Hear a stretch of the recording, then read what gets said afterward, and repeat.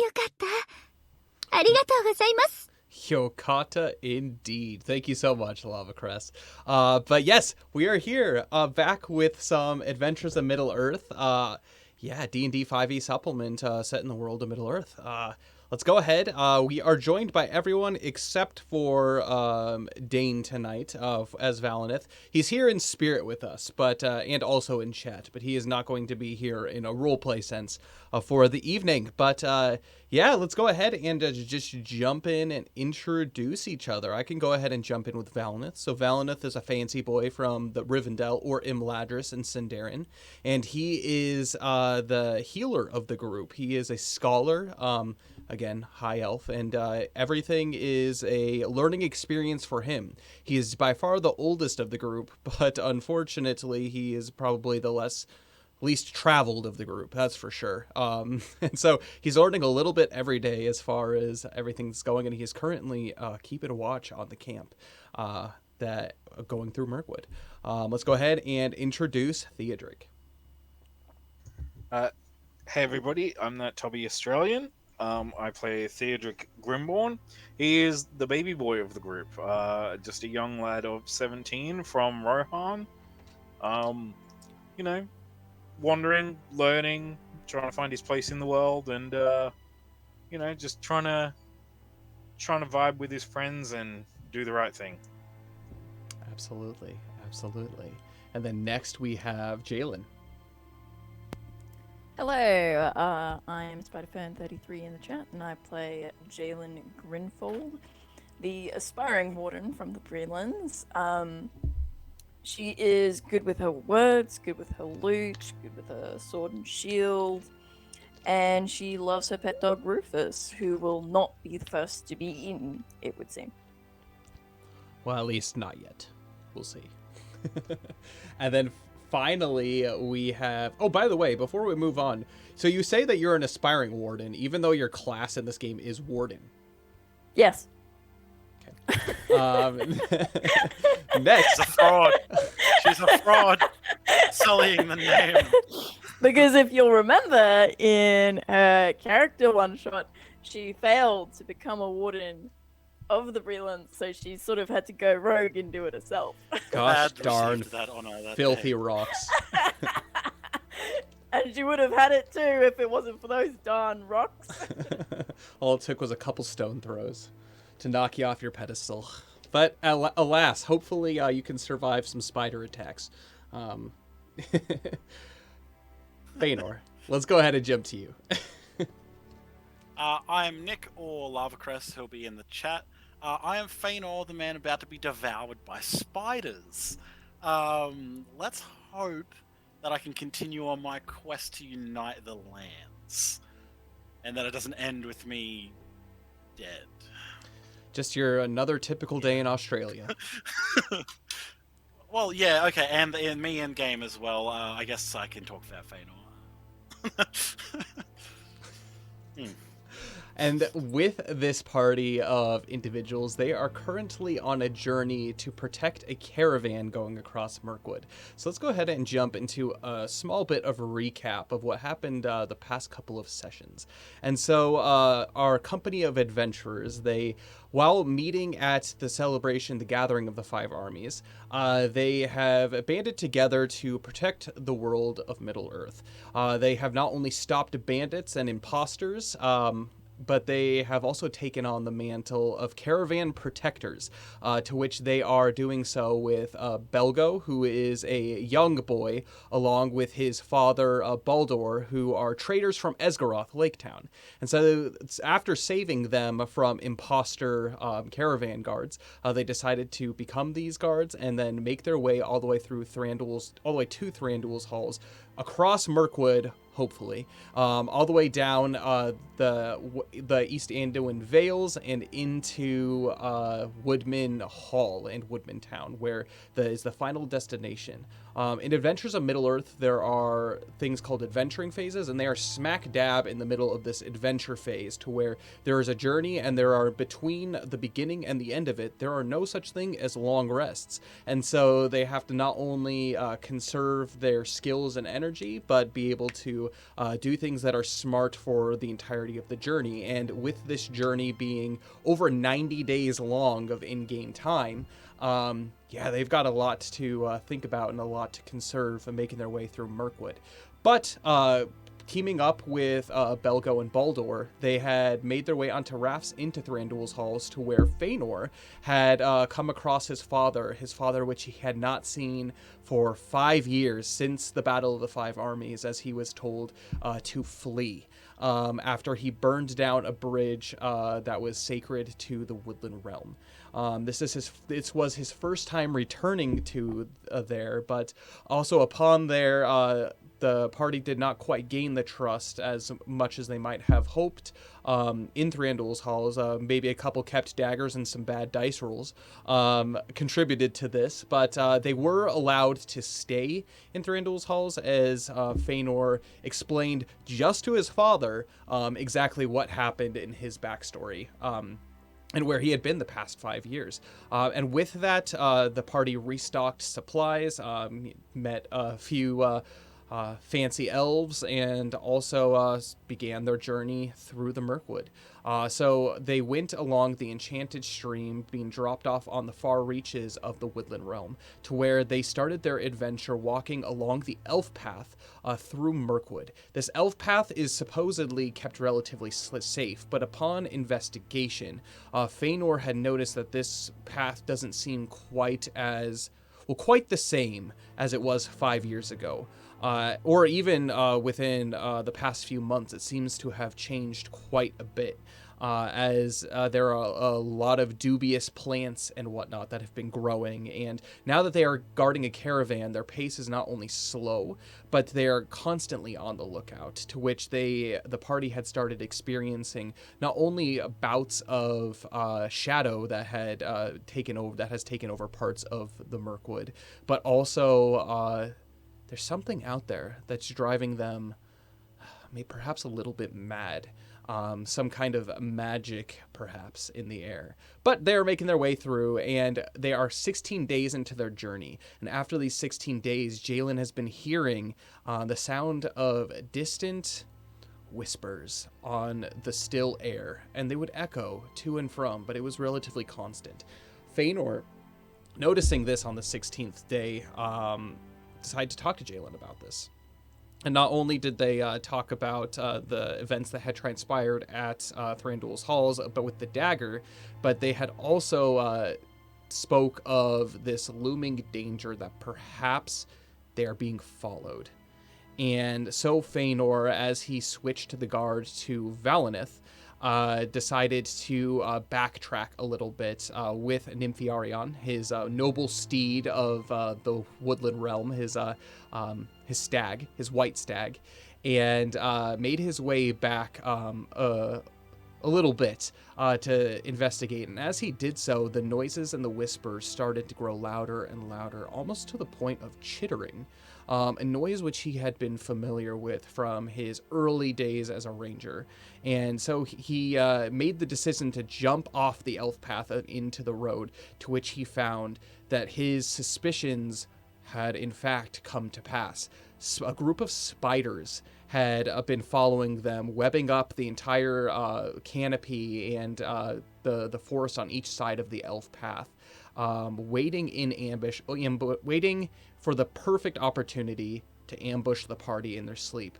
But alas, Feanor, discovering this, not only dodged an attack, but he decided to lead them away as him and Nymphiarion trudged into the dark depths of Mirkwood with spiders in pursuit. And that is where we're going to go ahead and bring basically you guys back. So we're going to go ahead and quickly start with Theodric and Jalen and Valineth. And so Valineth, he kept watch, but so Feanor's been gone at this point for about an hour, about 2 hours. So Valineth was set to keep watch for the first 2 hours before waking up Theodric, to which upon about an hour and a half, Valineth did divulge the secrets to Jalen and Theodric, not secrets, but the information to the two of them as they travel as they were waiting the return of Feanor. And with that being the case, I'm going to go ahead and leave it both to Theodric and Jalen to be able to do with what that information they want, and I will go ahead and roleplay Valinith. So he just told you he's going back. He's going to check something out. Feanor. Did he say when he would get back? Well, he did say if he was gone too long that we should leave him, but I don't think that would be so wise. We can't abandon our friends so readily. I feel at least we should at least wait it out the night, don't you think? Yeah, 100%. Well, of course, we can't just leave him here. I mean, I'm sure he'll be fine. Like, he knows these woods, but at the same time, I mean, I wouldn't want to be left out here alone. Ta, Theodric. I am actually, in fact, the guide of this group. We could make it out of here without him, but he is a friend. And, yes, we will do what we can to stay, and if... I don't know, I don't trust myself on these woods, but I do trust myself on these paths. So, if he doesn't return in time, perhaps we do keep marching along in our general direction. Maybe he'll catch up to us. I mean... Did he leave any specific instructions? Just leave him if he doesn't return. Just keep going. I'm pretty sure that's what it was, wasn't it, Nick? Basically, just keep traveling as you normally do, and if I'm not back in 2 days, assume I'm dead. Yeah, two days. Okay, so it was 2 days. Yes. Yes. Damn. 2 days, and if I'm not back then, just assume I'm gone forever. Haha, Same from as my Paul. memory, he said exactly 2 days. Yeah, you needed to consult the notebook, I get it. Yes, I write everything down in very vivid detail as he ponders his notes. He flips back a couple of pages and, and he flips back to his current writings. Yes, 2 days, exactly. Well, I guess there's not much else we can do. We can't exactly leave Belgo and Baldur undefended to go looking for him, so, I guess we'll just have to trust in Feanor and Nymphorarion and hope that they'll get back to us soon.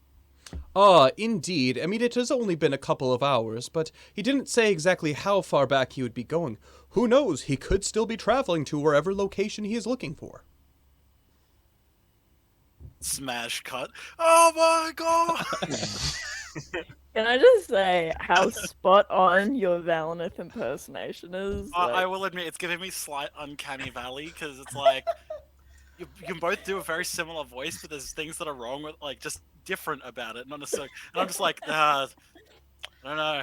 It's also I just know like he's a twin. it's the whole twin, but not completely identical twins. That it's like the voice is coming from someone who's not different Dain, enough. but it's close enough to Dain that it's weirding me out a little. How you talk as well. You have different cadence and stuff when you speak. So I'm sitting there like, this is like how Valinith. This is weird. but not I'm bad. enjoying it. I will say it's not bad. I want to stress that. Keep doing the voice. It's gonna be fun as. Disturbed Do it. Valinith. Yeah. Disturbed because Feanor just said, I'm gonna go die. Now, young Jalen, if you would go ahead and rest your weary head for the night. We have a long travel ahead of us. Let's not bother Baldur and Belgo with this for now. In fact, in the morning, we should let them know. And you could sleep for another 30 minutes if you wish, or you can join me for a, and he looks around. Very uneventful watch if you wish to do so, Theodric. Well, I'm already up, and this place gives me the creeps. I don't know if I'll be sleeping too heavily again, so I might just keep you company for the rest of your watch, and then I'll take mine. Huzzah! And with that, we're gonna go ahead and cut to Feanor. Let's go. Feanor, Yeah. you are in the midst of, well, how do I say it? A precarious situation. you and Nymphiarion had nearly escaped a sting from what you can only imagine are not just giant spiders of Mirkwood, but addercops, the bigger brothers of the typical spiders that you see, the typical broodlings. You turn around as you begin to duck through the pitch black forest, and you can't see a whole lot except for the sound of chittering. It's a big fly, full and juicy. We shall feast, feast, feast. As they begin to, as you hear the chittering, you can hear it. They are speaking in common, as they are following relatively close on your tail. I have just realized that my Sirenscape is not up, so let me go ahead and unlock that or set that up really quickly. But yes, so what is your instant reaction to this situation? I think if I remember last time, the first thing I did is I noticed that the webs weren't as thick deeper into the woods, so Feanor had dived with Nim further into the woods. Yes, absolutely. Yeah. Still dark, so you though. said I'm running, and they're chasing me. How fast they seem to be moving? Because Nim can run at 50 feet per action. You do have to realize though that you are jumping and ducking and weaving through all kinds of stuff. The thing about spiders, especially from the experience that you know, is they have spider climb. They can climb all over the frickin' place without too much issue. From what you can hear them chasing, you don't seem to be gaining a whole lot of ground, but they don't seem to really be coming a whole lot closer, if that makes sense. But with that, we are going to actually begin a chase sequence as you make your way. So my first question to you, Feanor, is where is your perceived destination? Well, okay, I turned. Let me look at the map very quickly. Where on it am I currently? So currently, you guys are right around this bottom kink. You just jumped into the south of basically this whole area. Inside.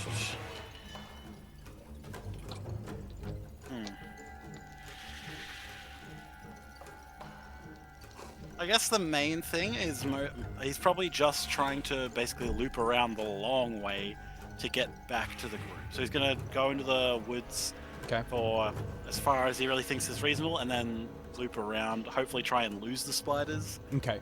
So that's the purpose, is just to lose the spiders and then get back to the group. Yeah. Trying to basically give a delay so spiders aren't catching up to them, but yeah, it's more of a diversion. Okay, perfect. It's really what he's trying to do. It's not trying to lead them to a specific spot.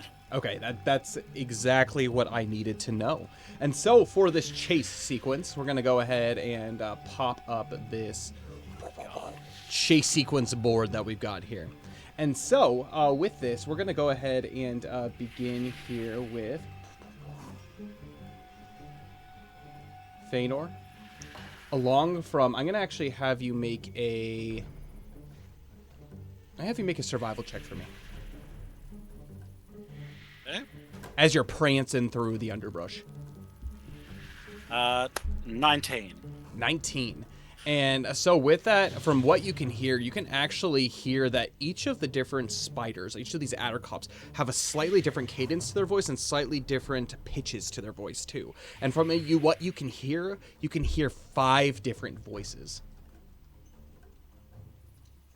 So you have, as far as you know, 5 spiders chasing you. Okay.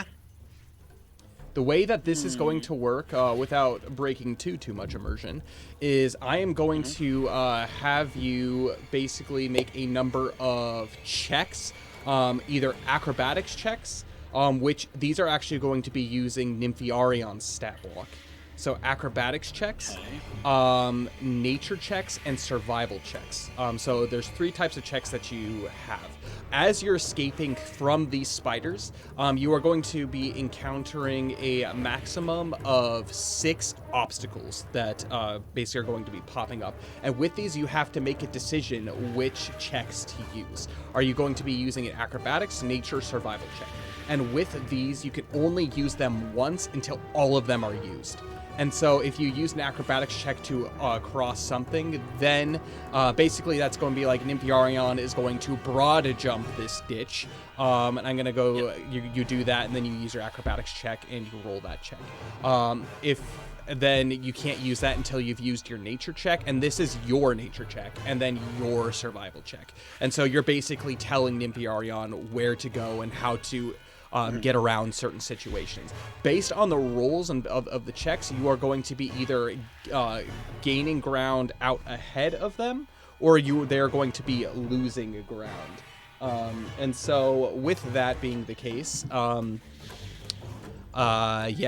you either have to lose them by 3, at least 3. Oh boy, I got lots of stuff going on here. You're going to either be attempt to lose them by 3 paces, or you have to survive 6 rounds without them catching you. Different things will happen. The best case scenario, you outpace them, and then at that point you completely lose them. They're going to be making these checks too, FYI, and they have the potential to fall behind if they fail their checks as well. Yeah. Okay. Cool. Awesome. And so with that, let's go ahead and jump right into it. So Feanor, you currently are beginning this chase with 1 pace in front of them. If they do catch you and keep that equal pace with you, combat will commence. And with that, they will basically, if you lose some of them and some of them start to fall behind, depending on how many paces back, that's how many rounds of combat it's going to be until they come and join the combat with you. Okay. And so we're going to go ahead and roll for initiative. Am I rolling independently for Nympharion and myself? Nope, it's going to be together, and you can use the higher stat it is. So you could use yours or Nympharion's. Yeah, I got an 8. 8. All right, and a high. Okay. Well, very lucky for you, I rolled lower than that somehow. So we're going to go ahead and start with you as far as your first roll. And so what that's going to be is I'm going to roll a d20 from my list here. And you're going to come into contact with the first obstacle. So as you are running and prancing away through the woods and you hear these spiders hot on your tail, you notice that in the growing darkness, something seems to be a little bit odd, as the ground itself seems to almost become sandier, to where you sense and you can see just up in the distance that the forest breaks a little bit as there is a ravine that is in front of you. The ravine has a little bit of trickling water, but it does rise about 10 feet. You can either make an acrobatics check, a nature check, or a survival check in order to get through this first obstacle. Dain put it in the chat, but does Nick still have advantage on the rolls for? Until I fail something, you I fail. have advantage. Yep. And then I have one more inspiration because of a thing I rolled in our pre-adventure stuff.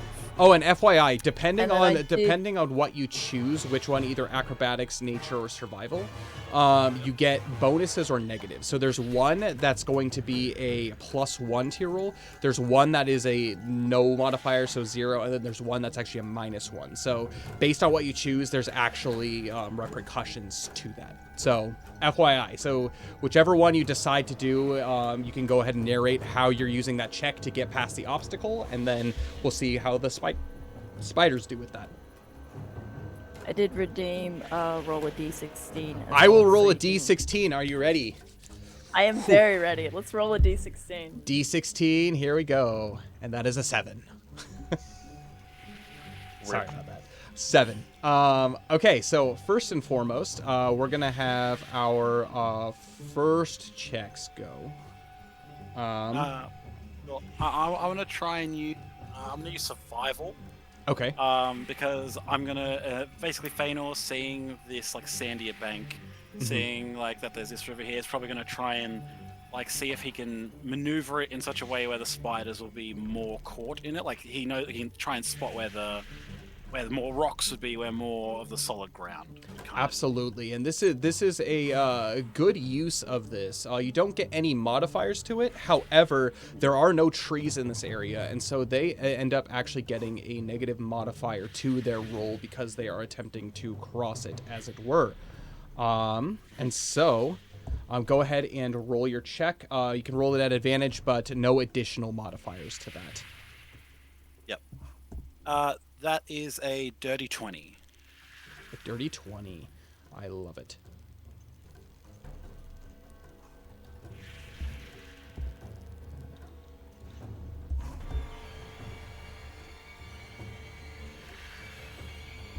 All right, and as you, jeez, that's crazy.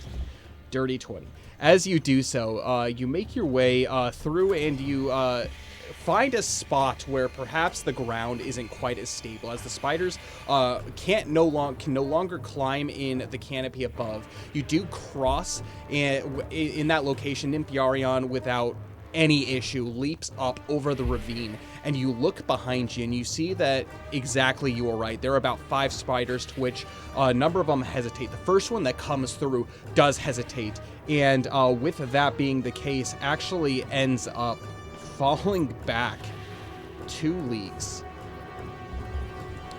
The other 2 that come, the other 3 that come up behind know exactly what's happening here, and so they do relatively keep pace. You actually go up 2 leagues, and so with that being the case, you are now at a total lead of 3. The the first Addercop that we have, which is going to be this sucker. So you go ahead and you gain 1, 2, 3. This guy falls back to 1, 2. This next guy comes up as he's chasing you. He actually ended up rolling a 16. He increases his by 1. The next one does cross a little bit slower, increases his by 1. The next one increases his by 1. And the final one does increase his by 1 as well. So one of the spiders does fall behind and then eventually does make its way. But this is the current standing. You now have a 2-point lead. If you gain a 1-point lead higher than them, you officially are going to be able to escape. So you have to get a lead of at least 3 over the next closest one. Mm-hmm. Yep. All right. And so with that being the case, we're going to go ahead and jump into the next obstacle. So the next obstacle that you face as you continue to run for, it seems to be about another couple of minutes. Nympharion is not familiar, actually, from what you can tell of this part of the Mirkwood, and it has changed so much since you remember. So every path, everything that you have noted growing up in the Mirkwood is completely different. You don't see any webs necessarily around you. You just see dark stillness, and it's eerie, almost to the point where it's begun to kind of creep into you, into kind of your kind of psyche to begin with. So you went ahead and you used survival for already. I'm going to go ahead and roll this d20 to see what you end up getting. Okay. And so with that, the road ahead seems clear. Nothing out of the ordinary, no giant brushes, no fallen trees. Everything seems actually relatively easy as you begin to jump through. Instead of a acrobatics or nature check, I'm going to actually first have you make a dexterity saving throw.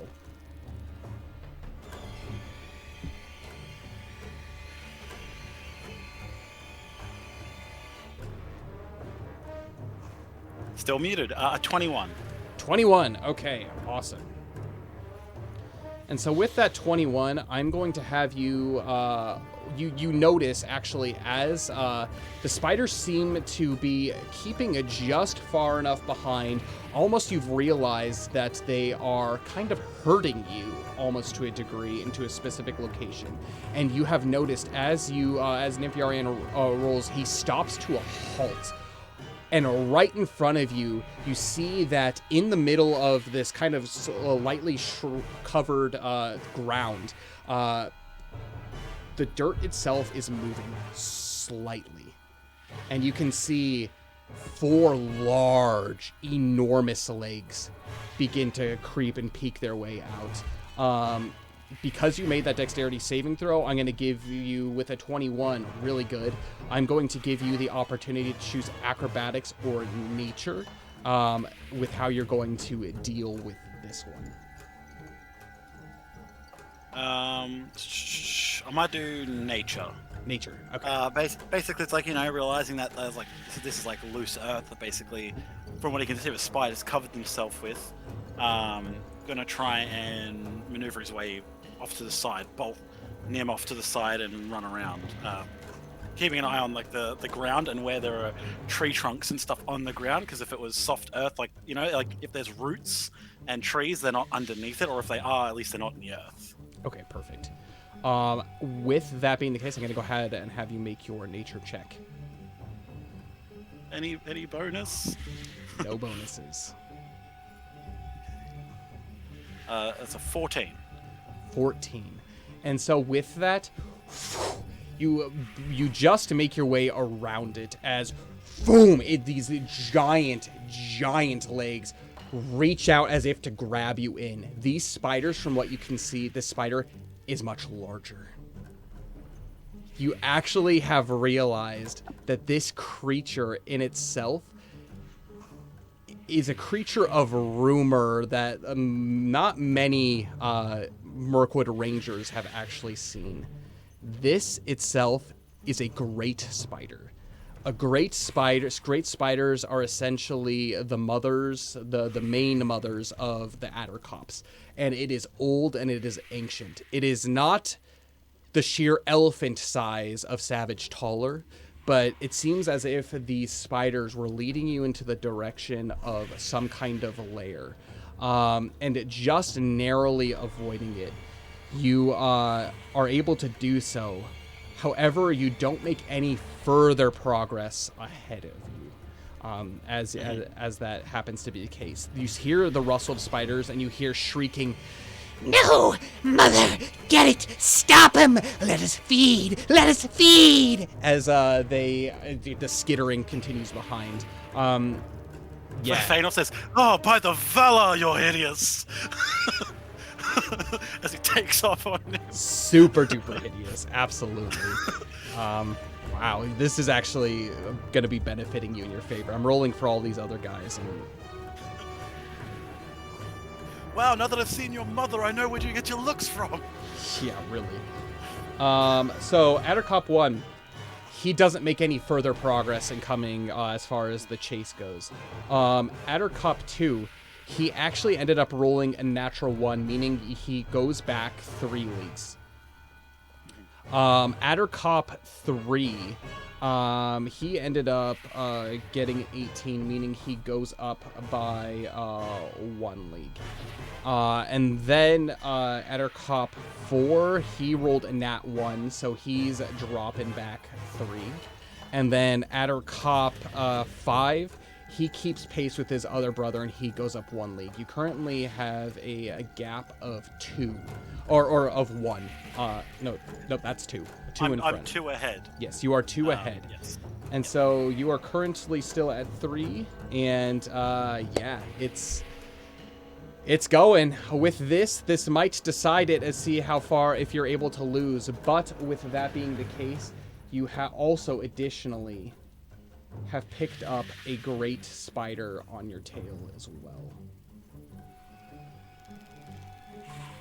Go ahead and move great spider down here. So I go in ahead and I'm going to add him into the initiative count, or technically her into the initiative count right now. That's not good for me, but yep. Okay. And with that being the case, you hear great movement, and you hear, Don't worry, my children. We will feast tonight. and yeah, You run Did for a you little guys bit. not see that wandering group of hobbits back there? You know, they were just a little bit further deeper into the woods. Make a deception check. No. As you call out. Okay, and with that, I'm gonna roll next obstacle that you encounter. And so this one, as you continue to run, you notice that this part of the forest seems relatively untouched. You actually see that there are a number of fungal patches.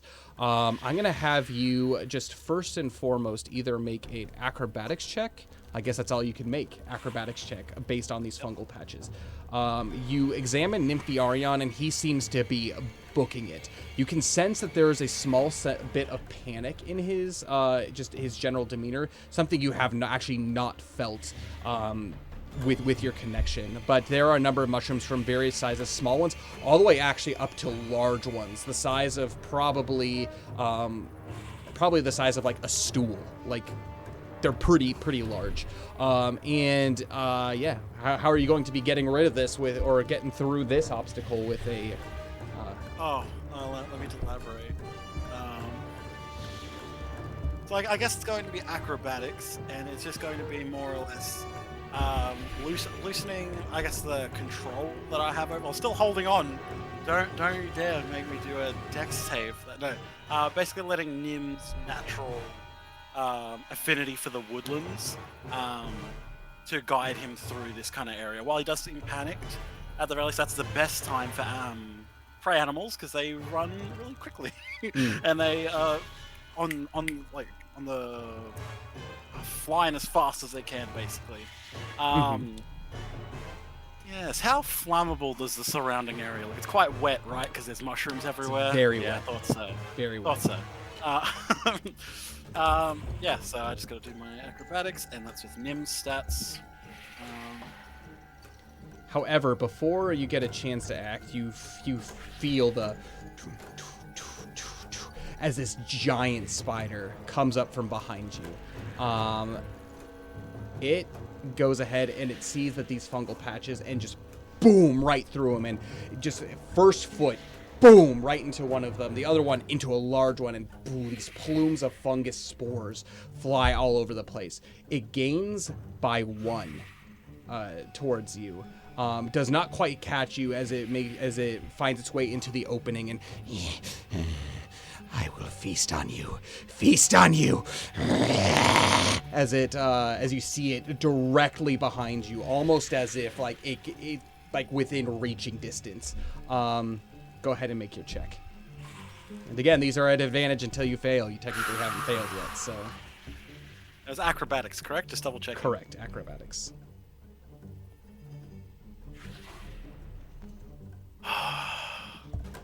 $21. Not a natural 20, that is correct. No, a dirty 20. Sorry, I should have. Dirty 20. Believe me, you'd know if it was a natural 20. Dirty 20. You're able to make your way just out of the way, nearly avoiding it, and with these plumes almost erupting as if to blind the rest of the spiders that are coming in tow, you're able to gain ground by +1. Technically, you are still 2 ahead.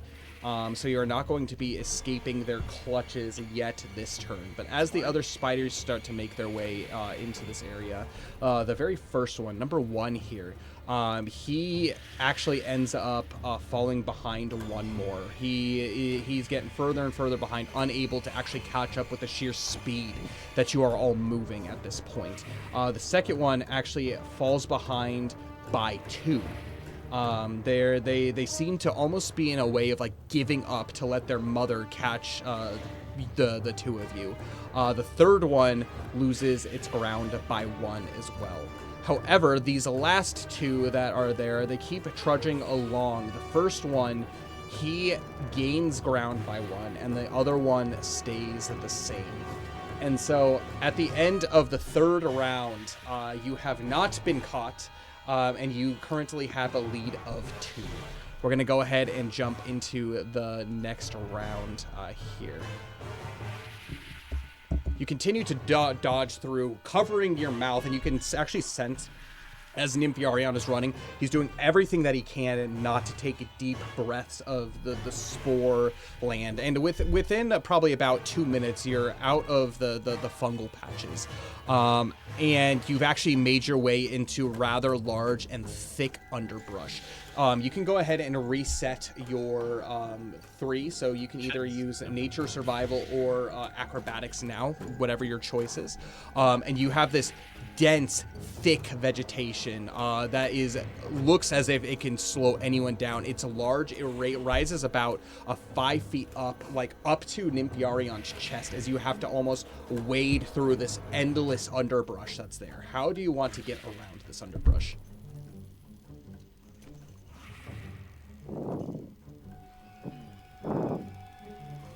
I think I might do survival to more or less point Nim towards the parts of the of what I can see of where like the stems are, like where the base of the plant is, because it'll be thinnest at its ends, and while it might be, you know, that's why it might be the newest growth as well, so hopefully it deals the least amount of damage to him, so if it's not like dried, cracked thorns or something. Trying to head for the newest growth that I can see, trying to like cut through at the best point. Can I attempt to light the lantern oil that I have and throw it in the brambles behind me I go in? I'm going to absolutely allow you to do that. First, I'm going to have you make your first check as you begin to do it, and I'm going to have you do a sleight of hand check as you are getting that all together while still hanging on to Nympharion. Yep. So first check for me. Sure thing. 17. 17. With that, you're able to cut through, and your progress is increased by 1. And with that, nearly escaping, you can hear the pitter-patter of feet in the background, and you begin to take the lantern oil and you begin to spill it out in the brambles that are surrounding you. Go ahead and make your sleight of hand check. Double nat 20s. Double I nat rolled 20. 2 nat 20s. You It do was so. destined. Do you The plan? gods. Do you plan The on gods. lighting this as you leave? So yeah. Okay. So you do. Yeah, definitely. And it just immediately, just completely, everything bursts into flame. The bushes, it's beginning to lick the sides of the tree, and this dense, heavy, dark smoke has begun to get put up. And you can hear, far off in the distance, No, it burns. The fire. Turn back now. and with that, they all get Suck it! they all get disadvantaged to their rolls because of this. Because the matron spider, she the great spider, technically went before you. This was before this happened, and so her roll. So with her next roll, would it be or no? So yours is the next roll, and so she's technically still behind you. She's 2 leagues, so this will still technically affect her, but she might move closer to a degree. Her roll's going to be a disadvantage, and Yeah, that's all I want. which is really good because it dropped her score to 11, meaning that she moves back 1. The other spiders, there's one spider that really matters, as these spiders are most likely not going to catch you. We're going to go ahead and roll this spider at disadvantage, and with that natural 4, you have officially escaped as the fire begins roaring in all directions, and the smoke just begins to become dense. You find yourself, as you and Nympharion keep running and trotting through the undergrowth, you find yourself in stillness and alone, and it's only a distant crackling of the fire that's behind you that is any trace of any kind of noise that is around you. You are in complete silence and surrounded by Mirkwood, completely alone in the dark.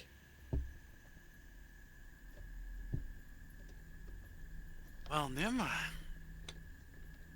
that was exciting. And I give him a little rub down. I'm gonna have you make a medicine check for me. Yeah, that was actually one of the next things I was going to do. I was going to check if he was okay.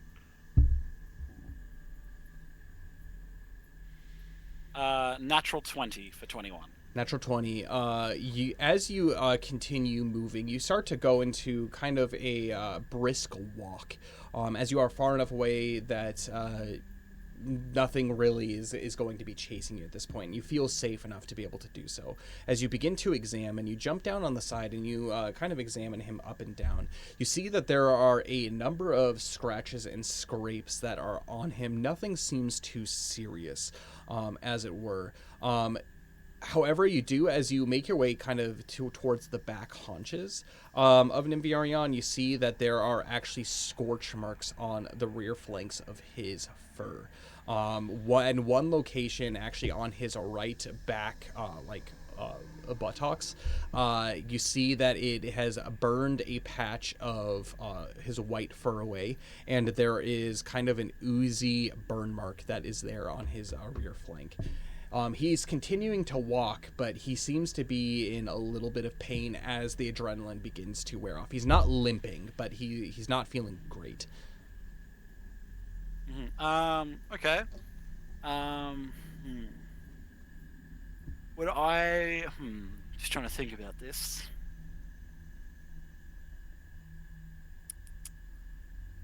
Let me just quickly check all the things I have.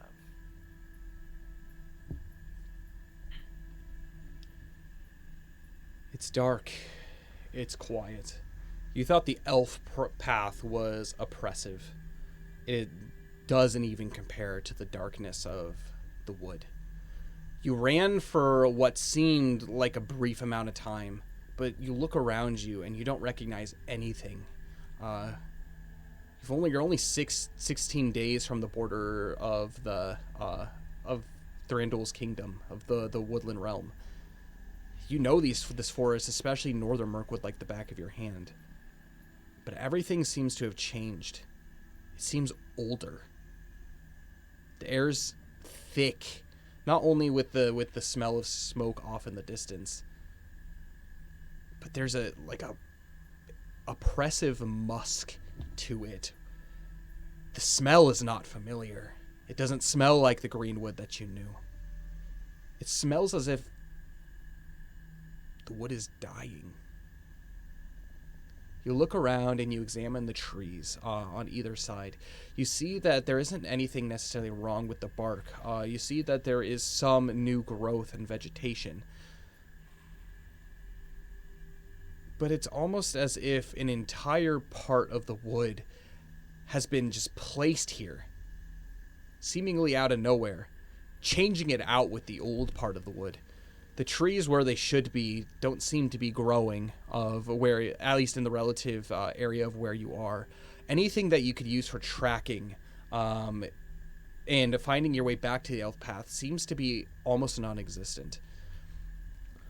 Could you perhaps be lost? And this is something that is constantly in the back of your mind, over and over again, as you continuously walk along in Nympharion. I'm going to have you, as you do this, make a nature check for me.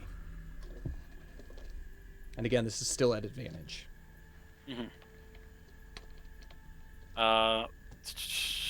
13. You look one direction. You kind of see where the smoke is coming from, and from what you could tell, you are running mostly due south. Maybe slightly southeast, or southwest, as it were, kind of trying to loop around back towards the elf path as your original plan was. You feel disoriented. However, you think you have a relative idea of where east is, and with that, north. And so you begin kind of tracking your way northeast towards the elf path. At least you think you are. While Feanor's traveling, can I be searching for a bramble, like the kind of thing that wild boars hide in? Because they generally actually do have a hollow on the inside that is large enough to generally house larger animals, and perhaps even Feanor himself, so that he can attend to Nympharion's burn. I'm gonna give you the choice between making a perception check or a survival check. Okay, I'll do perception. Okay. 19. 19. You hear.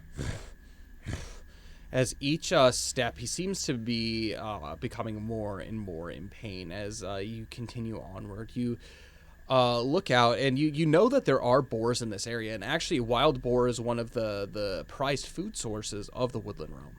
And so you're very familiar with kind of the hunting style of it. You look and you see that there is probably about an hour or two as you walk. There is a patch of bramble that seems to be big enough for some kind of protection of a large creature. You have officially found one of these. Whether or not it's empty or not, we'll see. So you approach. Yeah. Do you wish to do so stealthily? Yes. Okay, go ahead and make a stealth check for me.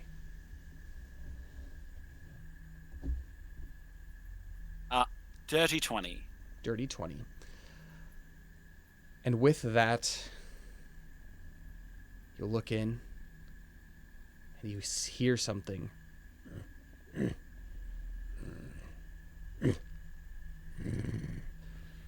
Something large is sleeping within. From the sounds of it, it sounds like a giant boar.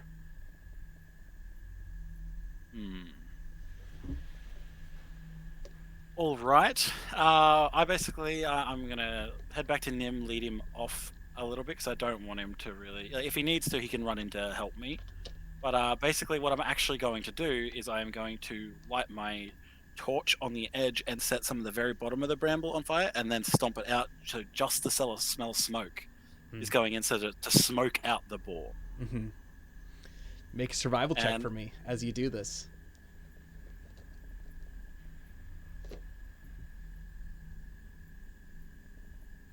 Uh, 15. You do so with ease, and the bramble catches. You stomp it out. Takes you a second or two to actually do that. The sound of the twigs breaking immediately alerts the boar, and you hear this heavy body lift itself up. But it is immediately overcome with a sense of smoke. And it goes out and it almost like waddles out as if like stomping for some kind of territory as it sniffs, and it sees that there is smoke wafting in. Doesn't know exactly from what part of its home that it's smoking from, but it looks around and it charges full force off into the distance as if to run away to avoid any kind of a burning of his home. Cool. It is officially empty for now. I want to lead Nympharion into it, and then I want to, using some of the trees and stuff in the area and using some of the rope that I have, pin shut the entrance to this brand, like the pathway that the animal would have been walking through, and pin it shut like down. You take your time to do this. No checks are needed. You can do this pretty easily. I also want to, cutting the bramble, want to use the sap that I can gather to apply that to Nympharion's wound. Okay, absolutely. To at least seal it in. Absolutely. Yeah, you take some time. You've done this before. I'm going to say that you successfully are able to do that. With how much effect, we'll see. But with it's more, yeah. He's thinking it's more to keep it from getting infected. Yeah, absolutely. Before he can get it to Valineth. Kind of a neosporin treatment. Yeah. To a degree. Okay, yeah, absolutely. You do that. And with that, we're going to fast forward and jump to Theodric, Jalen, and Valineth. A day and a half has passed as you make your way along the road. The morning had come 2 days ago, and you are now on your 18th day of travel. And you're suddenly feeling this burden of grief as at the end of this day begins to draw to a close. You can only think that what Valineth had said, after 2 days, assume that I'm dead. 2 days is approaching, and you can see that Valineth is relatively stone-faced. And the entire time, Belgo has been asking, "Oh, where's Nymph and Feanor? Oh, I hope that they would come back soon. He knows a lot about the woods, and, well, I think we're running low on food, and I think he's the only one who can guide us to food, maybe. Duh! Can we start eating stuff from the cart if we don't find anything?" And, yeah, Baldur, he kind of grumbles. "Worst case scenario. Our lives, we better save our skin before, turning to profit." As he everybody seems relatively dour-cast. But I'm going to turn it over to you guys. Well, I'm sure that Feanor and Nympharion will they'll be back soon, I'm sure. He was just checking behind us to make sure there was no creepy crawlies, no ghosty ghoulies trying to hunt us down.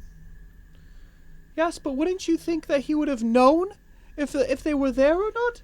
I mean, he's not back yet, and I'm really nervous. Honestly, these woods give me the creeps. When I was younger, I wasn't as afraid of the dark as I am now. Which my da says my da says I need to grow up sometimes, but I could even see with him. He seems on edge. Yes, these woods seem to put everyone on edge, but as for Feanor, I don't think we need to worry about him too much. He grew up in these woods. I'm sure he knows what he's doing. Mm-hmm. And Theodric is very, very much putting on a brave face for the sake of Belgo. He too is concerned for his beloved friend and his stag. But, make a Doesn't deception even know check its for name. me. faith and Doesn't trust. even know its name. Jalen will be at the front of the group, just sort of half listening to this conversation. She wants to keep facing forward, so no one sees the tears that are just misting her eyes, specifically hiding it from Belgo. And just she's thinking about the promise that she made to Feanor last time she spoke to him. It's tough. And actually, you can tell that Valineth is doing everything that he can to not look at you, Jalen. So, it's something he's making an active effort to, kind of turn his gaze away. I'm going to have you make an insight check. Okay, here we go. Insight the elf. How insightful. Oh, I'm not very insightful today. I got an 8. 8. You look at him kind of closely as you're kind of hiding the tears a little bit, but you examine him and you see his stoic demeanor. This is something that is odd. You can very clearly tell that there is something off about him. You don't know if he's trying to put on a brave face, or you don't know if this is how he acts when he is sad, because you've actually never seen Valineth outwardly sad either. Nope. Never. We've seen him horribly distressed about his fan brain. That's true. Yeah. That's the closest. Yeah. Which is just we need retribution. We need to seek justice for this. Does Valineth notice? I'm gonna actually have notice that if she is examining. Yeah. Okay. I'm gonna have you actually go ahead and you are going to make a perception check for me, Valineth. Okay. He is here. He's in the chat. He's technically present, I guess. Technically. Should I make a deception check? Do you want to? Do you want to make this contested? I mean, either way, you're the law master. You call the shots here. Yeah, I'm gonna say we're gonna contest this. I like that idea. Valineth got an 8, by the way. Yeah. Okay, so you got to beat an 8. Okay, so all I have to do is do better than an 8. Easy. You say that. Where is Rolls it? the nat 1. I want to see the nat 1. Yeah. Finally, all the unlucky dice start rolling into you guys after I stole all.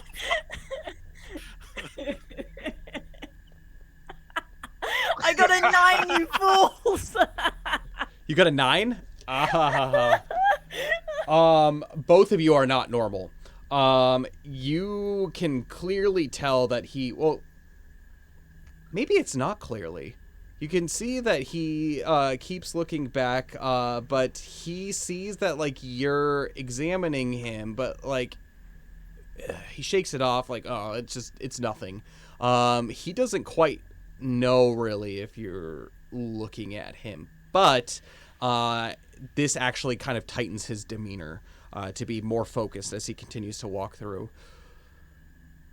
So, it seems like we have a few more days, one more day until another one of our elf resting spots, I would say. So, what do you say, Baldur? Do we keep going or would you like to stop on the side of the road for the night?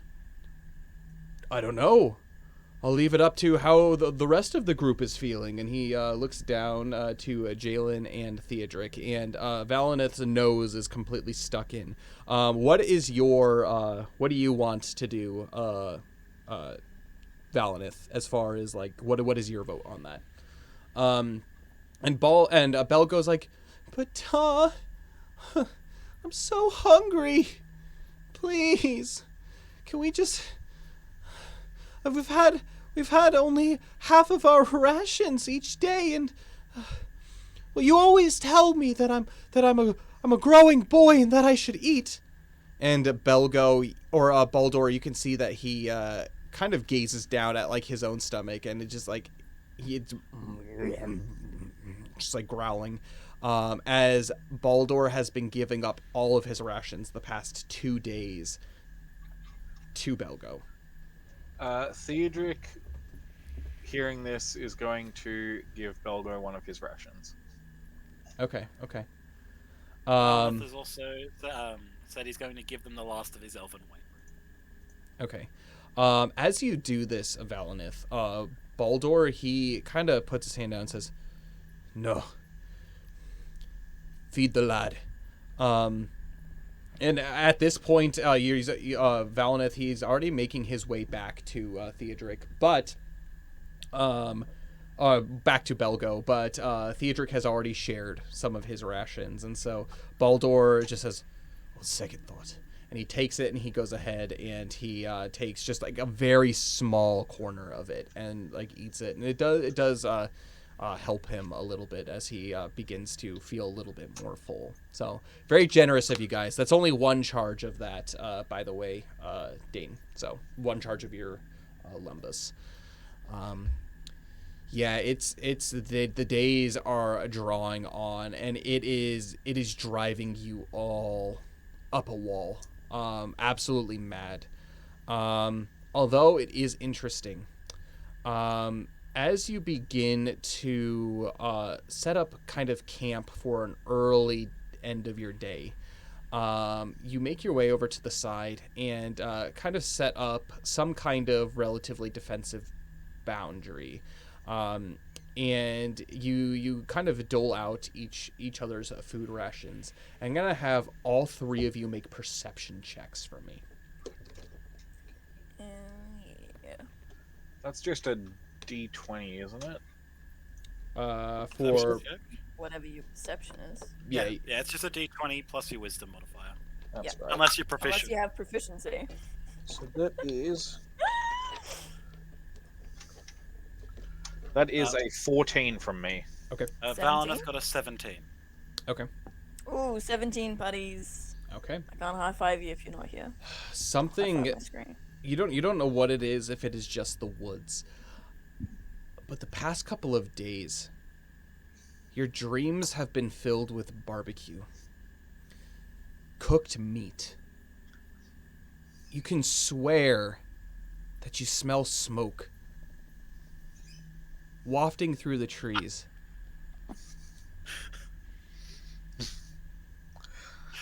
This is driving you guys crazy, and your stomachs are growling even harder. Theodric looks around. We've made camp, yes? Yeah. Okay, Theodric is grabbing his short bow that Feanor made him the other day. He's grabbing his quiver of, what do I have, 12 arrows, I believe. Okay, that's clearly wrong. It says I have 200 arrows, and that's just... I made 7 and I gave you 5. So it should be 12. Yeah, 12, not 200 for some reason. 200 sounds I think like you lots might of have, Tears of the clicked- Kingdom practice. Honestly, that clicked sounds like what 1200. Legolas has in the movies. He seems to never run out. True. He just grabs the arrows he's used. And he is going to go hunting. He's keeping his longsword with him, and he's going to go hunting. Let's see if we can find some fresh game. How are you doing this? Are you going alone? Or are you taking Baradrock? So one thing is Baradrock is not used to the woods. It's gonna take some convincing if you want to do it. I'm gonna leave Baradrock at camp. Okay. And make my way on foot. Theodric doesn't want to stray too far from camp. Okay. How visible is our camp, by the way? I mean, it's visible because there's a giant wagon that's there with a bunch of ponies, and there is some noise that is being made by just the animals that are with you and whatnot. So there's a number of ways that you can track it outside of just sight, but it is, especially with the wagon, it's pretty visible. Okay. Well, Theodric is going to go hunting, but he's also going to mark his path as he moves, using his belt dagger to cut, I guess, like, arrows into the trees every so often, like, as visibly as he can, so that once he has found his prey, his quarry, he can come back to camp as safely and, I guess, easily as possible without getting turned around. And I yes. set up like a whistle system with you. Like you whistle one thing and then whoever hears you whistles back. That'll work too. Yeah, I don't know how well sound travels through trees, but it's better than nothing. We'll find out. Yeah. As you begin to depart, Baldur actually makes his way over to you, Theodric, and says, "Lad, you've done more than just... We owe you a lot. We owe you our lives for the things that you've done. But you don't have to do this." And he looks at you, and then he looks out into the wood. "This old wood isn't as I remembered it. The elves, Thranduil's people, they warned us not to leave the path. Your friend, Feanor, he's well traveled in these woods. I don't know if he left the path or not. My friend."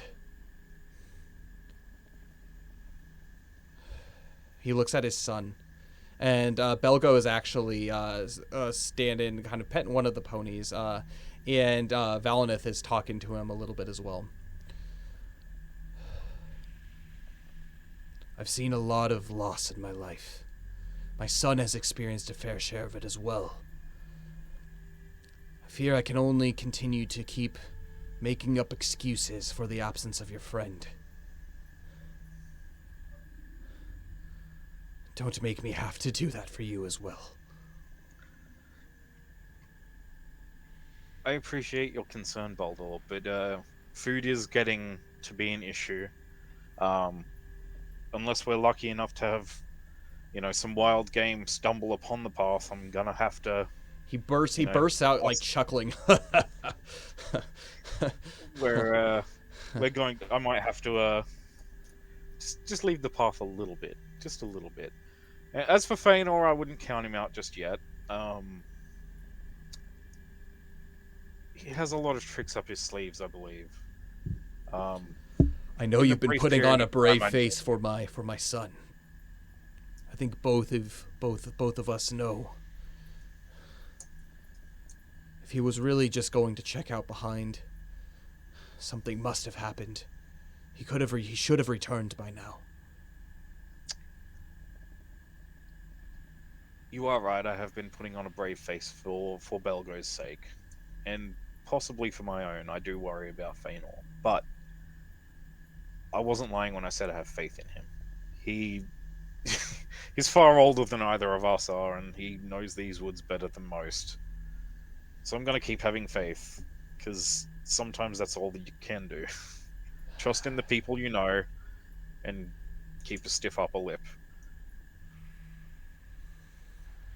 Well, I do hope you're right, and for all of our sake. A full belly. Full belly would be much welcome. I'll see what I can find. And with that, I'm off. Off to go hunt. You do so, and as soon as you climb up the small little incline into the forest, you take one step in.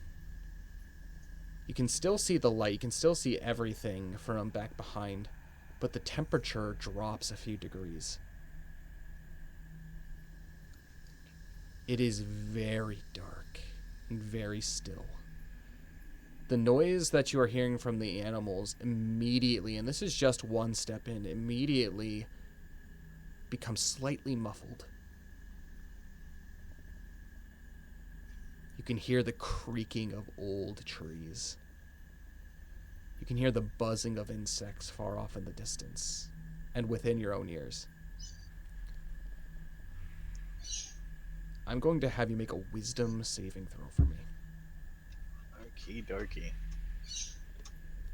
Let me blow in your dice. There you go. You should have all the luck. I'll do the same. That is... That is a 12. 12. So as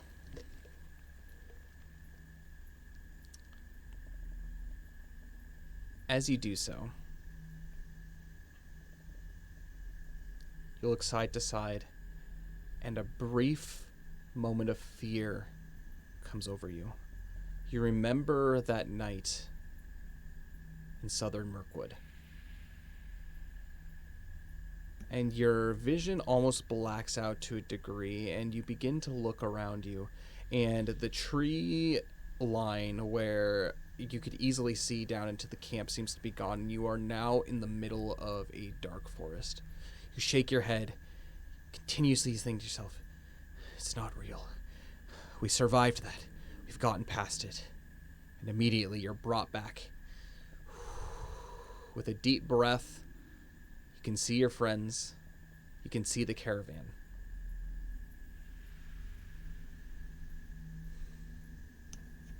You turn Theodric. forward. Theodric is just going to be like, well, I guess the whistling's out. And he's just going to hum to himself as he walks to try and lighten the situation a bit. Mm-hmm. Yeah, Try and make the best of it. and all along the way you're carving these arrows, and you're doing your best to try to make a relatively straight path, as the trees are an endless maze. From what seems about an hour, time has completely lost all grasp on you. You walk in, and it's gotten to the point where you can't see the light from the caravan anymore.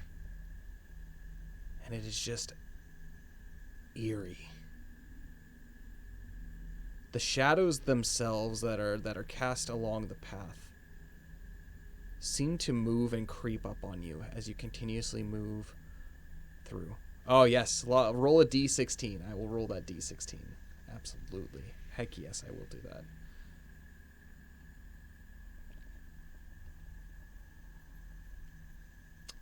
And we get a 2.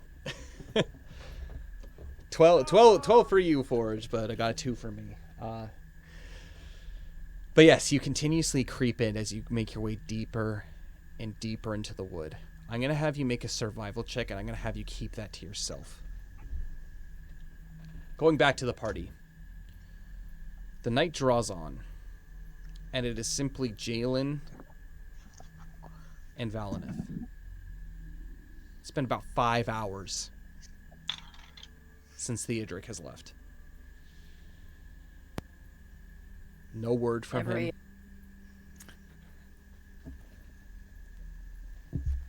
Every half hour or so, I do a little whistle sign. You hear it for the first one,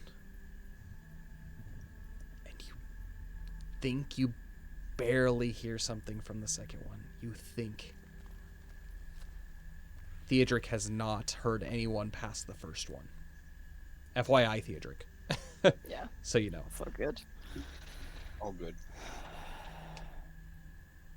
So you wanted me to keep my survival rolls myself? Yep, keep it to yourself for now. Okay. Sus. Okay.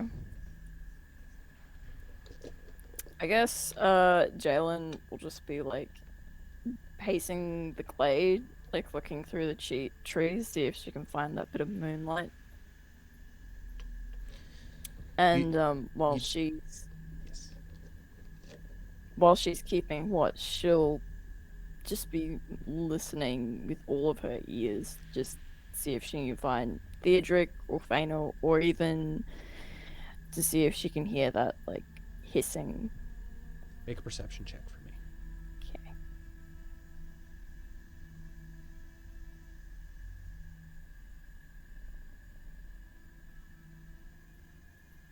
That's pretty good. That's 22.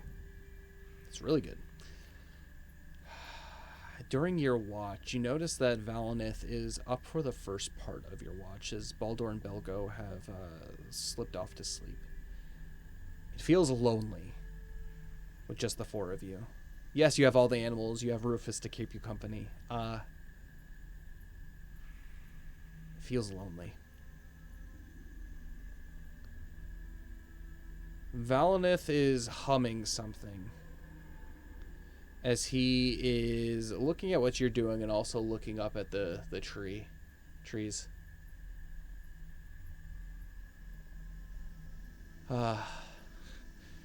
Jalen, do you remember what the night sky looked like?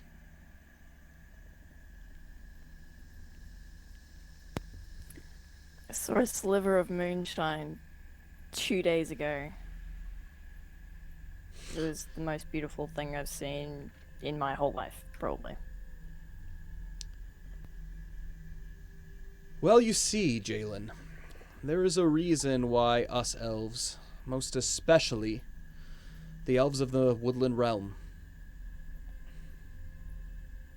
love the light of the stars so much. It's distant and cold to most. But when you spend an age under a canopy, a shroud of darkness,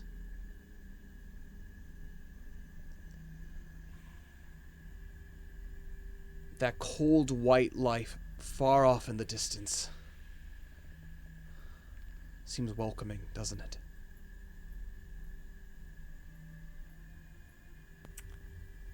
Yep. They say, and he continues on a little spiel, they say the stars, they hold memories. Memories from all of the histories of Middle-earth. All 3 ages of it. All the way back from the very beginning. Jalen, they say, the song that sung us all into existence, started with the twinkling lights from up above.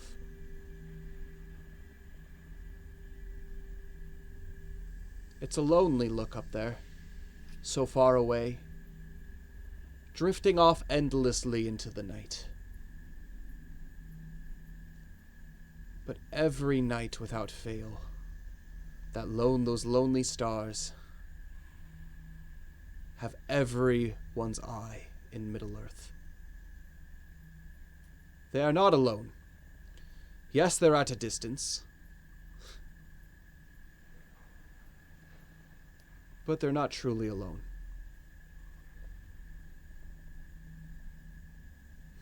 And he sits and thinks and he ponders. This moonlight you saw. You saw a brief glimpse of it, you say.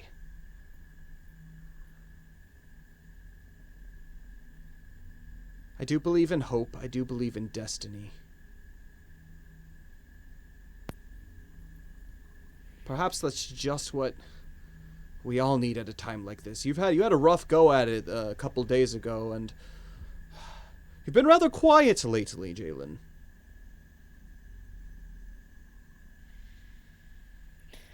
I'm worried.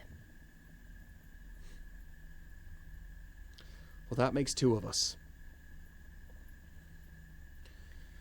Yeah. He takes a deep sigh. I've been spending the better part of a few years traveling alone, looking for my dad. He was a fighter.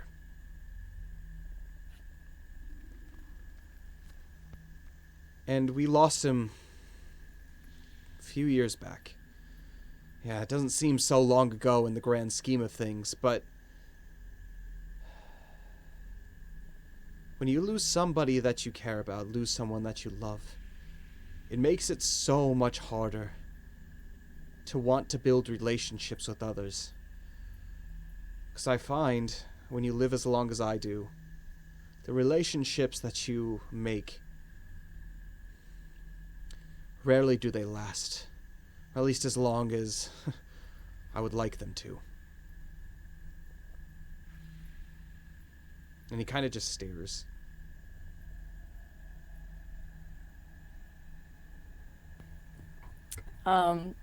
Yeah, Jalen's definitely, like, tearing up a little bit at this, and she's just like, I've never lost anyone before. And, yeah, I'm young and naive. Silly. Silly? But I don't think so. I'm 777 years old and I still feel that. Feloneth, can you listen for a minute? Huzzah.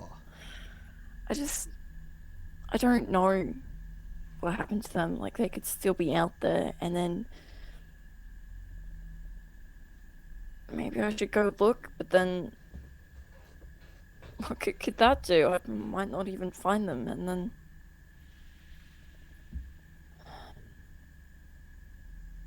before Fainal left that night, I made him a promise that I would look after you guys when he couldn't anymore.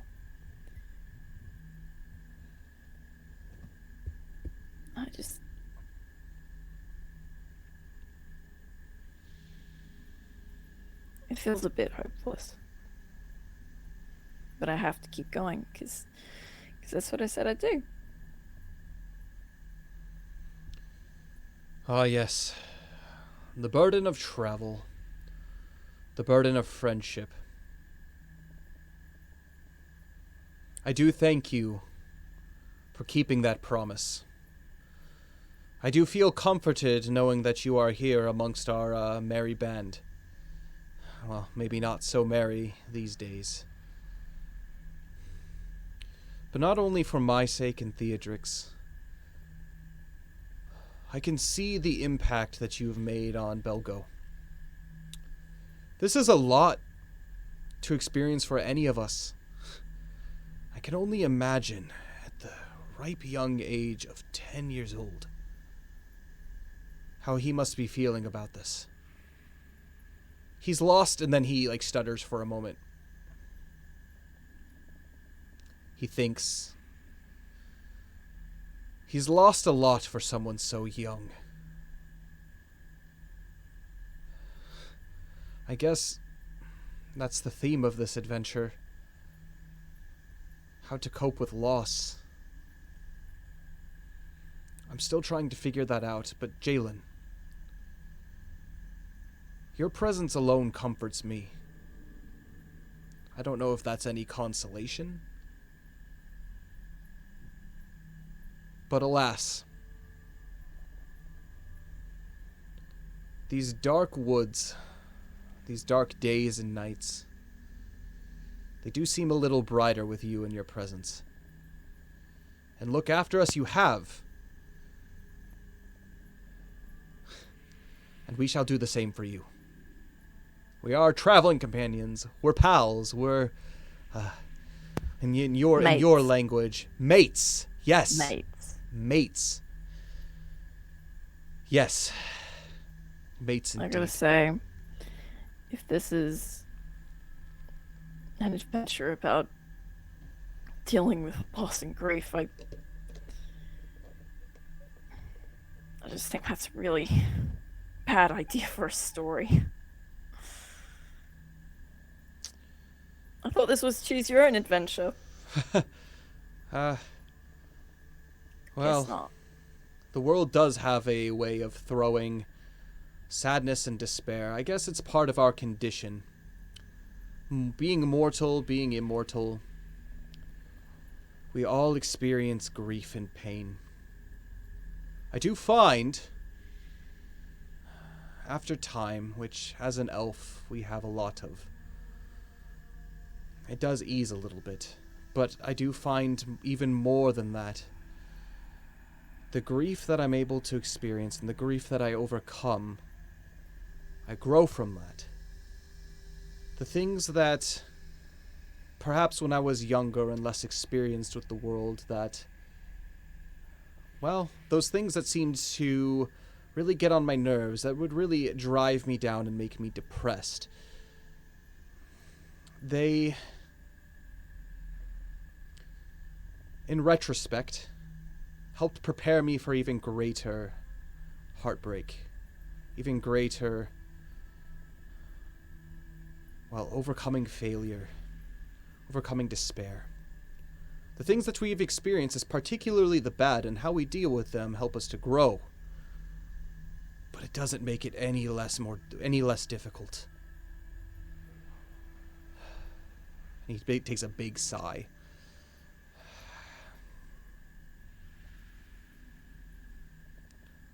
Jalen, what do you have to fight for? And he looks very seriously at you.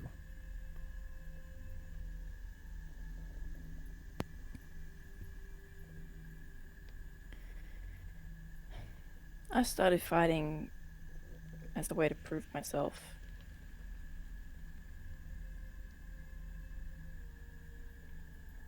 These days I'm fighting for them, and I'll nod over to Belgo and Baylor. But mostly I want to fight for anyone who feel like they can't, or anyone who feels like they're not good enough. Very noble words, coming from lips so young. And he takes a moment, and he takes out his notebook and actually writes exactly that down in his journal.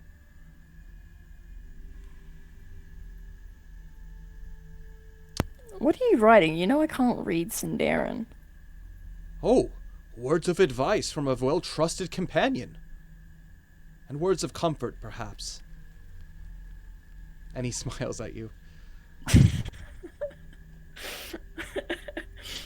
You can be a real moron sometimes, Valina. Oh. Did I do something wrong? And he thinks like really hard about like what he just said. No, you didn't. Oh. Valina, if we ever have to leave the path, promise me we'll go together. Well, you did hear Eldor. He's told us not to leave the path. But if it comes down to it, I'd rather not be lost alone. I'd hate the thought of you being lost and alone in this. He looks around. Dark place. Yeah. I would also hate to be lost alone. So, yeah.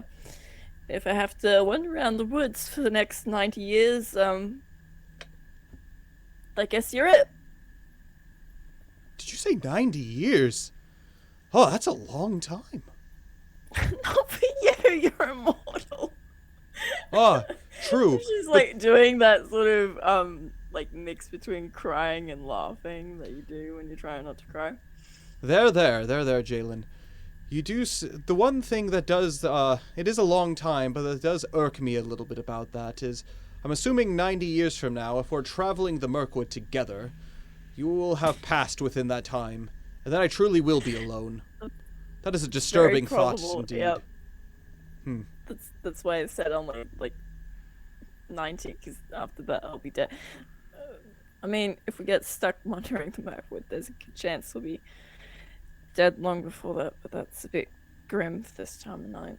Quite grim indeed, but there are rumors that there are those who do wander within the woods. Woodmen. They've learned to live within the Mirkwood, actually within the Western Eaves. They have not only cultivated civilizations there, but they know their way from one place to another, and they do not have quite the long lives of elves and the known paths. So I do say, if we were stuck together in the woods for some time, I do believe we would be able to adapt, perhaps. That's a very comforting thought. I like think that. so. She's gonna like get her breath and calm down a bit before trying the whistles again. As you do this, Valineth, he's just continuously looking up at the canopy, kind of like a half smile on his face. With that initial perception check that you had, you've been listening the past few nights. Since that evening, you have not heard the sound of the whispering in the dark. It ceases to exist. Which is strange and comforting. To you, maybe that adds a little bit of hope. But then you think